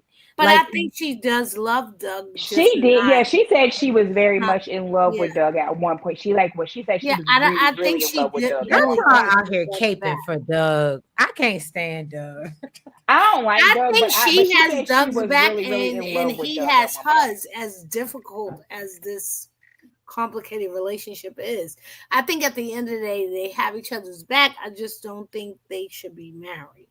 Yeah, I think what it was is like, because they kind of hinted at, like, Doug started putting everything above her, and so that's when she started stepping out. And I think, like, even when they had them sleep together, it was this weird dynamic of her immediately going to need to go get another guy to sleep with because she didn't want to catch feelings for Doug again. So I think it's like she loves Doug, and I think she loves him to the point to where she doesn't want to have feelings for him because it hurts, like, if he's not putting her where he's not prioritizing her. Because that's what I gathered from their conversation. Because, like, it was very telling. Like, when she slept with him, she was like, "Oh my God, it was great." And then you could tell she was like feeling something, and she had to hurry up and cut the feelings off because she didn't want to get sucked back into feeling the way she used to about him. Okay, I like that perspective. I would have never thought of that, but the way you spinning it, I can see it. I like it. Right. Because, like, her need to hurry up and like immediately go get a man to sleep with right after she sleeps with him. And then she even kind of said something to him to that effect of, "I don't want to get sucked back in." And so it alluded to me that, she has deep feelings for him, but she pushes him to the side. And that's why she's always like, with other people, because that helps her keep her feelings for him at bay. So she's not sucked into feeling something that she knows is not going to be reciprocated the way she wants it to be. Wow. Well, she said that. I don't think there's no more to be said. All right, let's move on. Nicole and Kat's conversation today. All 30 seconds of it. All 30 seconds of it. But it packed a punch because it gave us Kat getting I think we knew that Kat was disappointed in her father. I think we knew that. But I think we needed to hear again that she will never forgive her father. And it also shows the depth of her actual relationship, because sometimes they really, really do a disservice to Nicole's relationship with her kids because she's very close to them. And today we got to see just the level, because when Kat heard about the divorce, she didn't say shit about Ted, like, in a way of, I feel bad for him. She was just like, "Mom, I didn't want this to be your life. I feel so bad for you. These people mess up your life, and they ruined your happy." And like, she didn't give a shit about Ted. Like, she was more worried about her mom, which I completely loved, because they try to act sometimes. Okay. So Sky, now I got to be the antagonist. Go ahead, jump in.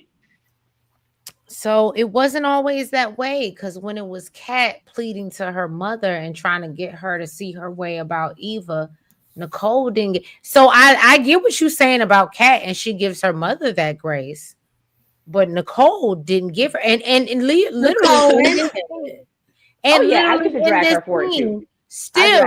Still took up for Eva. So I just want to, because I know Princess is out there somewhere waiting for me to say what I.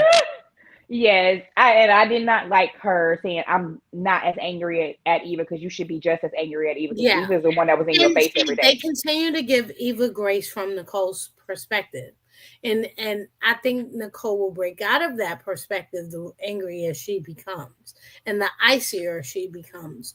But she's absolutely right that she's protecting her whole family. Kat is defending her mother and her father, even as they don't defend themselves. Right. Also, I think for Nicole to really, really lash out at Eva is going to have to come out all the stuff that Eva knows, because right now Kat's the only one that knows, and Kat also hasn't even told them that she knows about the evidence and stuff, because she really can't at this point. So I feel like if that error comes out that Eva is privy to all this stuff, it's gonna and honestly, for Nicole to lash out at Eva, Ted's gonna have to lash out at Eva too, because they're gonna have to see that this pretense that Eva puts up. They're gonna have to actually see the mask flip on Eva, because she's good at holding up the mask when she's around all of them, but she's good at, letting her true color show when she's around Kat. So I feel like in order for them to actually give Eva the due lashings that she needs to receive, they're gonna have to let that mask flip in front of either one of or both of them. Or hell, let Carlton catch her doing something, because Nicole will believe him, since she allegedly works at his office. Well, all very good points. Let's move on to, I love to see this scene today with Anita and Kat. And her letting her know, I know you're hurting, baby girl. It's a lot of changes, a lot of shit's going on. She still don't know what happened with Martin. Y'all realize that, right? Yeah, she doesn't. She knows there's something, but she knows that she don't know all the depth of it. Right. She just thinks it's about him and Smitty being separated. So she doesn't know the it of the it. And yeah, no, I just love when her grandmother was like, no, I'm here for you. And I think it's beautiful that these kids have this relationship with their grandparents. But one thing that I will tell you, Sky, I've gotten on Nicole about, I'm like, why doesn't your daughter have that relationship with you? Yeah. Why do you believe another young lady over your own daughter? But we can move on. So let's get into Bill. Okay, Bill jumped over the house and he said, look, you gonna respect me and my 4-H. You gonna respect both of us. I don't care how many hoes, harlots, and home wreckers and heifers you got behind her name. You gonna respect her. He had me until he threw Haley in. Right, like I ain't even gonna hold you. I'm with you. Because is it just me? I've been starting to like Bill. I love him away from her. Like, he is intriguing away from her. Absolutely he is, but he's always wanted to bring her along with him. So this is not abnormal for Bill. What's going to be the problem is, as the word spreads that she was not pregnant, remember, Danny doesn't know yet because Naomi's been so busy. Up in Martin's business. Up in Martin and their family business. I'm sorry. Not to cut you off. Somebody brought that up in the comments earlier. How do y'all feel about Naomi not snitching on Haley when she could have? I want to pop her in the head. I'm like, where are you, dude? Where are you? That's honestly why I've been dragging her and Jacob so hard, because she didn't tell that, but she's telling everything else. Right. Right, you're not having a conversation with your husband about what he going through. He not having a conversation, and he keep throwing barbs at your family. The Dupree's this, the Dupree's that. I will pop him in his nose for that. And then you all in this business about this homeless lady, but not your fucking little cousins. Like, I am literally so annoyed with Naomi, and I've loved her up until this point. I'm hoping that this will, this whole experience will bring her back down to where she was before and get her back to normal. But you got a whole damn adult dependent child. Listen, I'm gonna be real with y'all. I have never liked Naomi for this, and I'm gonna give y'all the reasons why. Ooh, first of all, Naomi is the cause of having the most random ass, boring ass, jive ass friendships I have ever seen on this show. Oh, first of all, Haley, and second Ashley. And every time they were doing that little quad they would do with Ashley and Darren, I wanted to stab my eyes out. So I have not liked her particularly. The only time I would like her was when she was reading Bill and Haley down, because she would always, throw the dagger at them. But that was the only time I did like her, because she was responsible for some of the most boring ass scenes I've ever seen on this show. I think her and Jacob have been used as vehicles for other people, because we never see them doing anything themselves. It's always discussing other people, being with other people, discussing other people, what you're going to do with other people. Other people, they have sex into them. See them talking about other people. Yeah. Yeah. I mean, even with when they have sex, it's tied in the bed with them. So it's another not tied in the bed. I will say this though about them. The only time I actually kind of like them when they're in bed talking is like when she got her little do-rag on, he got his little chest out, because they look like an actual normal real life couple. That's normal with the they look so they look so like real, because she's sitting there, we gonna tie her hair up. So it's like that's when they give me like the real authentic, experience. And so that's when I like them, when they're like, letting their guard down with each other. And like, it was one conversation they had that was really, really funny. And I was laughing at them when they were kind of like, going back and forth. I forgot what they were talking about, but it was so natural and just real. I agree. So that's actually the reason why I like them, because they were the most normal couple on the show outside of Vernon and Anita. And Vernon and Anita is the matriarch and patriarch, so we can't see them in bed, right? Because who wants to see 80-year-olds in bed? It's something you'll be surprised. It's one girl on Twitter that's always asking for it. I'm like, girl, you want to see geriatric sex? Yes. So we can't see them in bed. So the do-goods are the solid couple, in the regular people, even though they may be boring sometimes. So they just need better friends. Cause like, I'm gonna need y'all to get some better friends. Who they gonna be friends with? Cause nobody else there. I don't know, child. I don't know. Can't y'all go like sit out with Naomi and Chelsea? I mean, they Chelsea and Kat sometimes. Like, why we always gotta see y'all with Derek and Ashley? But I don't want Naomi and Jacob are supposed to be established people, and Chelsea and Kat are supposed to be slightly younger. So I don't go out with Smitty and Martin then. Like, go have a friend date with Smitty and Martin are too stable. Hell no, that's done now. You ain't going out with me after you expose my kids to this. Well, yeah, not now. Well, not now. Like, yeah, before they could have. I really wish they would have showed actually them having a better, because Martin literally picked up the phone. He was like, "Ooh, Naomi only call when she wants something." I was like, "Damn, okay." So, like, where we at?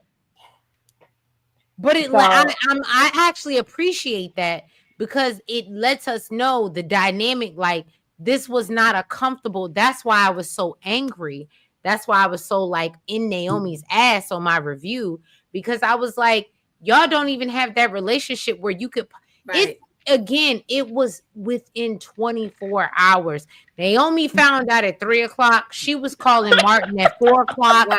And fucking them kids was meeting June at 6:00. That was a problem for me. That was a problem. Yeah, it was way too fast. And she did not think about the kids, the family, the dynamics. And then to return the next day, not respect no type of boundaries. Now you got a crackhead with your address. This is a problem. Yes. I took a lot of heat for that one too, because I kept calling her the crackhead, and they were like, she deserves her closure. I said, not at the expense of those kids. Like, I don't give a shit. Like, no, and she's only a couple months removed, and unfortunately, I have addicts in my because the problem is and next thing you know, your house will you be like, why all the TV's gone when we came in? What happened? Why is the couch gone? Where's the living room? What pissed me off, I think, was like, I felt like they could have started with the aunt first, because she was actually the stable person that was actually looking for them. Thank you. I would have liked if they would have started with Regina. I was with that. Because she was stable and she wasn't going to cause a scene, coming in calling Ron and Cecile. Mm-hmm. And I absolutely love Smitty in that scene, though, when she came in and she was like, "Oh, so you must be Martin, and you must be," she said, "their father, and you can call me Smitty." I was like, "Oh shit, wait a minute, we a little spicy, okay." Right. Okay, Smitty, put some stank on it. I love Smitty this whole time, although during the sort of cattiness scenes, I was like, okay, Smitty, you going too far, because he pissed me off when he let Tyrell talk to Martin that way. Because first of all, I don't care what y'all. Yeah, like what are you doing? But I have loved him and Martin defending the kids, and to me, Martin and Smitty, again, I want to stress, this is what it looks like to be sorry that you are not with your family. Right, he actually he's trying, he's trying to see them. He's coming over with pizza. He's at the door. He's like, "Oh, I could use this as an opportunity to stay in the house." Right, and I know people want to say Well, she asked for space, and Ted is respecting her. After 30 years, you want to respect my space? Me and Treese have talked about this before. If I hang up on my husband on the phone, he gonna call me back. He never gonna go, you hung up on me, so I guess you didn't want to talk, and I'm not gonna call you back. And if he did, do you know the wrath? Because we say one thing, but that doesn't mean we mean it. And he's been with her for over. Understand that and know that. And so after 30 years of marriage, you don't know that if I say don't come over, that doesn't mean don't come over. That means bring your ass over with a boombox outside your house. Like what you oh my God, you said it. The boombox outside the window. Like this man, okay. And what's a missed opportunity is Keith can sing. Why y'all ain't have him singing? You better have him on his knees. Thank girl, you have seen. Welcome to the club. He needs to be shutting down the country club for a Nicole night or some shit. Like he ain't done nothing, child. Nothing. He putting an ad in the newspaper. It happened at the country club. Don't you want to stand up in the country club? Listen, what the men used to do, call in radio requests. Yeah, I want to give. It's a quiet storm, and I want to give a shout out to Nicole. I miss you, baby. And I'm sorry. And can you play this Teddy Pendergrass? Turn off the lights. I need this man out here taking out. Fucking, he need to be skywriting like some crazy ass people did for Wayne that time over at Y&R. Like no, but our Ted is going. Hey, you ain't over it yet? Listen, he need to be on the hospital intercom, paging her. Exactly. Like, you better get on, like, you need to be out here like Mr. Telephone Man. Like, what are you doing? You're doing nothing. You're doing nothing. He acts more exasperated that she's taking this long time to forgive. And that's the problem for me, the entitlement. With actually being forgiven. But I honestly feel like we've seen shades of his entitlement even before the reveal, though. Right. Because there were moments where he would have this entitlement. Like now, because he's been love bombing her that whole time. And now that she knows the secret, he can't love bomb anymore. So now he's like, okay, well, you got to forgive me. We've been together. It happened all this time. Yeah, you got to forgive me. Because all the stuff I did. Why aren't you over it yet? Yeah, it's like all the stuff I did, since then should count for more than what I did before then. And it's like, no, dude, like, no, that's not how that works. Like, what? And it's like he like feels like he did all the work already, so he shouldn't have to redo the work. Because, oh my God, I already did the work. So you should accept the work that I did here. Right. Instead of expecting new work from me. So I don't know, but it's I just dude, you ain't rented out, you ain't even so much. It's like she told you she threw her flowers away, baby. I would have doubled the flowers and kept sending. Like, what you mean you threw them away? You gonna take something? Right. Like, baby, you would have got to the house that day after you told me you threw my flowers away, and you would have got to the house and they would have been on your porch. Like, ma'am. So Sky, I think what you're saying is that how I feel is that he was too willing to accept defeat. Right. And just be like, oh, well, I did these things. So what so he doesn't want to and so he feels like, well, I did what I can and she just won't accept it. So It is what it is. I'm gonna say I don't even think he's willing to accept defeat. I think he's willing to accept no responsibility in doing the work that he has to do. I don't even think it's defeat at this point. I think it's like, oh, I'm not gonna, if she tells me she don't want this and I don't have to do it. It's like he's letting himself off the hook. Because she said she didn't want it. When you can't let yourself off the hook because you didn't let yourself off that woman. Well, I think you ain't gonna like this. I think he's gonna be back on that woman. I'm good with that. I honestly want it. So you can go ahead. You want to see Ted and Leslie together? I don't want to see it. I just want him to do it so he can go ahead and give me the dagger that I need to make Nicole go fuck Carson on his desk. Oh my God, people are saying this about Cat. I want Cat to go. Okay, I love that storyline. He messes with Leslie and Nicole Carlton on his desk. Yes. In his house, on his desk, take pictures, take videos, send it to him, email it to him, play it on the speaker at work. Like put it on the God. Girl, put it on a slideshow and go to his hotel room and show it to him. Like, get you a picture book, mail it to him. Like, get you a t-shirt. I love it. Poster board. I'm big petty. See, like, I don't to want get her Leslie back. to win and everything. But she won't win though. Like, I feel like if he sleeps with her, she won't be winning because he still is not gonna want her. He will sleep with her and use her to get, because he ain't had a lay in months. So he would I was sleep with gonna her. say, and I think he hinted to that today, where he was like you said, Elaine, you will never be us. He looks at, but he will still tap that ass. Yeah, but you won't be one of us. I think the point of her not winning would be him sleeping with her and still not committing to anything other than I'll sleep with you and that's it. And because she wants the attention, she wants the notoriety, she wants the status, and he's not gonna give her that. He will never give her that. Like Nicole could divorce him, sleep with Carlton right now. He probably still go find another woman that ain't Leslie. I just don't see. I don't like. He could end up with anybody else, and it still wouldn't be her because she's not the person that he wants. She's just a person he allowed himself to deal with because he thinks he's better than her. What would y'all do if they today? I didn't think that he felt that until today. So, what would you do if they invited another woman character for Ted? I would feel better about that than Leslie. But I mean, it would still feel wrong because you need to go back for your wife. Like, but if she moves on, I'm fine with him moving on with somebody completely different.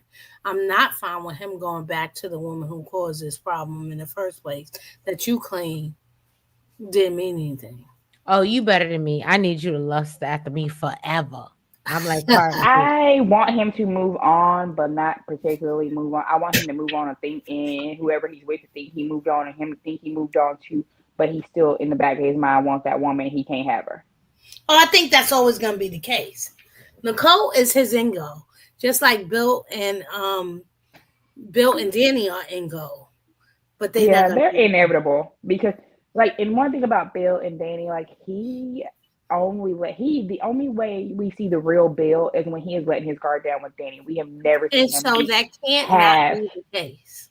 Yeah, we can't. We've never seen him be passive. That's that old good Victor Newman and Nikki. That's that old good Victor Newman and Nikki, and that Stephanie and Eric. That's that. It don't matter how many times you leave me for a young bitch. I'm gonna come back and I'm gonna marry you. That's that love.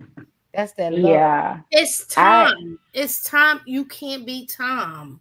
You can't get over 30 years of somebody. Right. I hope she does though. I hope. I hope she does too because she's. I want, but let's just be real though. It's not Bill. Bill can do whatever he wants, and he can compartmentalize and say, "I still got Danny to do this, but I want my needs over here met by this, and I want Danny to have the same thing." But Danny spirals and go, "I still love him," and Bill never says he loves Danny. He never said to his kids, "I'll always love your mother." He never, ever. I don't think he can though. I don't think he can say it because if he says it, then that opens those emotions he's trying to shut off. Honestly. What I want is equality for Danny. Danny can't be so. To me, from what we have received, Danny has been with Bill. He's cheated the whole time. They've been together for almost 30 years. And she has never been with another man. Except now she was with Andre. In my opinion. While he's done whatever he wanted to do with other women. I want her to have that same grace and mercy. I need her to get what I think is going to happen. I think that her and Bill are going to have a thing, and then he's going to be expecting her to devote everything to him again, and she's still going to be seeing Andre. Mm-hmm. I think that it's going to be one of those things where he gets extremely jealous, and he's like, "Okay, I want you to only be for me, and you ain't trying to be that. Like, you trying to be over here with him." And he tries to give her some sort of ultimatum kind of thing, and she's like, "Well."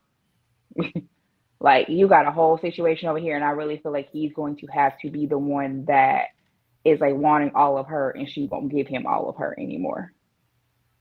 I definitely think she's going to they're gonna get back together, and she's gonna go, I have what I want, and then she's gonna realize that's not really what I want. Yeah. Well, so, yeah. I think we're certainly gonna get that, and I want that for her because I want her to get over him. He has been and I understand people are saying, oh my goodness, I understand he probably cheated because of her father. And I don't know who these people are who thinks that's a valid excuse for a man cheating. I wish my man would come to me and say, like, I cheated because of your I father. love you, but I cheated because your father doesn't respect me. What? Okay, I'm gonna be real. I do think that a part of his infidelity is because of the way he feels about Vernon and Vernon feels about him, but it's not an excuse. I do think that okay. that is a I like this perspective. Okay, go on, girl. I think that he felt so emasculated by Vernon. He always wanted this acceptance, and he never got. Vernon always reminded him that, hey, you're not good enough. You're not one of us. Anita didn't like him. Nicole admitted she didn't like him. Like, her family didn't like him. So I felt like to make himself feel powerful, he did all these things. I don't think it was a reflection on how he felt about her. I think honestly, she caught strays, basically. I feel like she caught strays because his beef was with her family, not actually with her. I don't think you get excuses for No, I'm not giving him an excuse. Oh no, I'm not giving an excuse at all. Yeah, like, I still think it was trifling as fuck that you did this lady like this, but I think that his beef was with the Duprees and not necessarily with Danny. But she got caught in the crossfire, which is absolutely the fuck wrong. Like, because she didn't deserve that. She was devoted to him. For 30 she gave him years, everything. I don't think you. Yeah, I don't think. Yeah, she no, he don't get a pass. You want to realize, I'm in this cycle. Even 5 to 10 years, you'd be like, yo, we in this cycle. I can't do this because it's not. I'm feeling bad. But for 30 years, that's a whole other person. Yeah, he absolutely deserves to get dragged through the mud by her. I feel like if she ever deal with him again, and the way he's treated her the fuck out of him first. Been on screen is outrageous. I don't care what my father did to you. You embarrassed me in my country club. You move into my community with your younger spouse. You blackmail my family into coming to the wedding. That all of these are cruelties that have to do with Danny, because Vernon and them didn't hurt. This Danny spiral, and so I can't ever have it all for Bill. Although I don't dislike Bill. Can I point out something to y'all? Go for it. Do y'all think it's weird that, and I noticed this, I said in the beginning, I would love to see Bill and Leslie, the two villains of the show, make ties earlier on, right? They had chemistry. But I think, yes, thank you. But I think that what was smart of the writers and the Duprees, if we're talking about the family, oh, no. We're going to keep our enemies closer, because letting him out there to be used by her doesn't do us any justice. So we'd rather keep him closer, even if it means disrespecting our daughter and our grandchildren and everything else. We're going to keep paying Dirty Bill in order to keep, you know what I mean, to keep him away from her. Because as long as he's on the payroll and wanting Vernon's respect, he's not going to betray them when it comes to Leslie, in my opinion.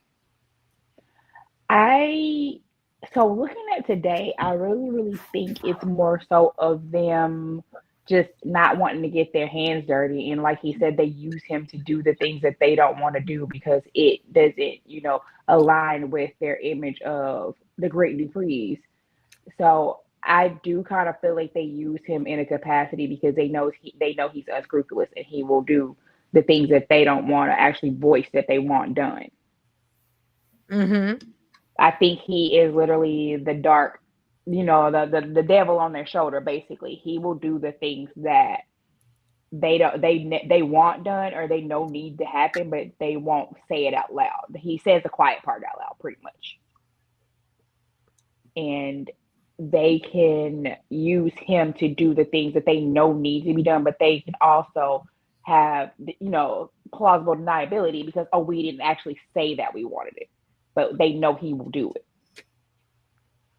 So I do feel like, because you saw how Nicole and Bill both agreed that they could just go ahead and off Leslie. Did anybody else peep that in the chat? I fucked with it heavy. I'm not gonna lie to you. Yes, but I thought that was just talk. Anybody else peep that they were low key signing off on an order? Yeah, but that was just talk, right? From people who. That's just talk. But Nicole meant that with her whole chest. Please, I think she did. I really feel like she did. I'm not gonna lie to you. She has it against Bill. By the way, I don't like to co-sign stuff like this at all. But you talking about Leslie and Bill, Nicole and Bill would be great too. I told her to wrap her legs around his face one day. They tore me up, y'all. They came for me heavy, child. Today when she was like, yeah. Today when she was like, oh, of course you would be in on this, and she was like, oh yeah, because you can't fix it, and so I know they've been antagonistic with each other for, when there was a reason to be, but this was like the first time other people were in the room, and so I was like, okay, I see. They just have this undeniable hate sex chemistry that could probably be off the charts, babe. Because like that day when she walked in his house, and she was like, "First of all, I never liked you." And I was like, never liked you. I was like, wrap your legs around his face, girl. Do it for the culture. You said I never liked you. I love that. Not do it for the culture. I was like, wrap your legs around him. Let me see something. Girl, the way she could have jumped on that man, and I would have hollered. Yes. I'm not gonna lie to y'all. I never what was crazy is I never thought of him in that way until that day when she stormed into his house. I was like, oh my God. Right. Ooh.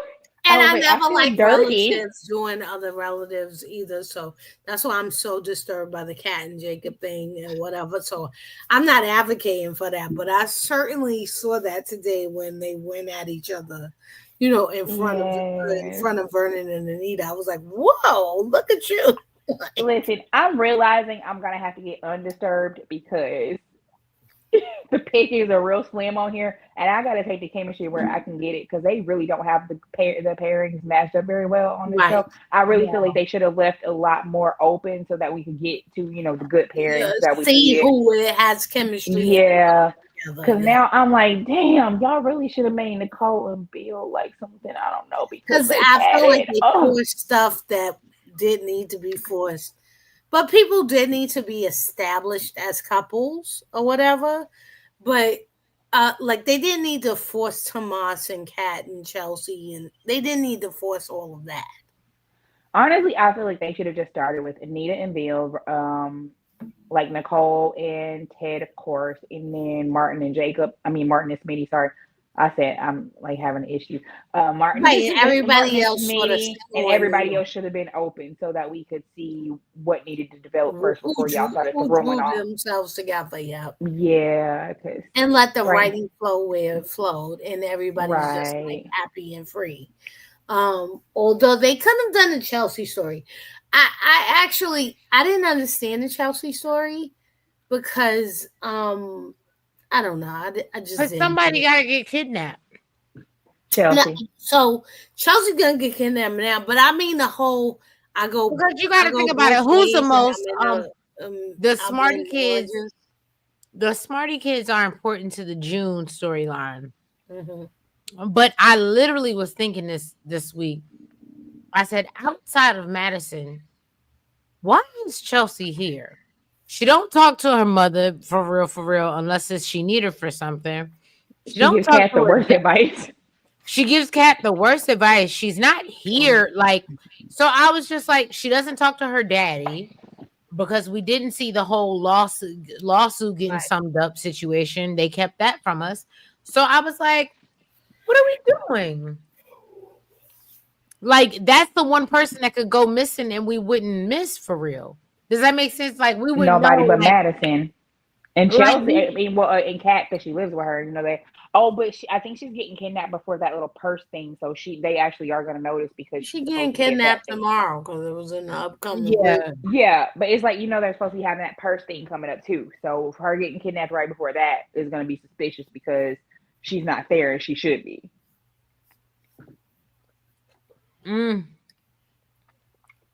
It'll be interesting. It will, especially because nobody cares. Right. It's gonna be interesting when they go ahead and tell me that Madison was in on it. I'm sorry, I'm suspicious of that girl. I don't know why. Why are you doing that to Madison? I think she love that girl. So I think Madison is a good person. Allison is a bad person, and that's how they're setting the story up. I think Madison, amazingly enough, I think Madison and Chelsea are cute. Together, they were annoying at first because it was like insta love, but they fell in love in 2 days, right? They've grown on me.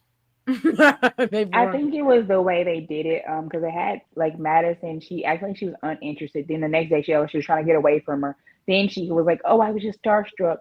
Then it was like, "Oh, I've been following you on Instagram." I'm like, it just felt weird for me the way they did the whole story with them. It was really weird how they introduced them as a couple. Well, she's a fan. She's a fan. She's a fan. All right. So, y'all, we've been up here for we've been up here for 3 hours. We're going into 4 now. We need to call it a break. So, I love y'all. Thank y'all so much. And thank you so much, Sky, for joining us for our recap of Beyond the Gates. You're welcome, you guys, to all those that got memberships. And y'all will see us. I'm trying to move it to Friday nights, but let me see how to, we getting back into the school year. That's when I gotta pop out and show ninjas, and I'm doing things. So we'll see but usually it's Thursdays or Friday nights. We'll do the members only. And yeah, thank you so much. If you haven't already, hit that like button. Make sure you comment. Make sure you guys subscribe, and make sure you hit the notification bell. And make sure you follow us on all the platforms. That's the TikTok, Twitter, IG, Facebook, the Lemonade, and the Blue Sky. Okay? Love y'all. Have a good night. Have a great weekend. Bye-bye. Bye.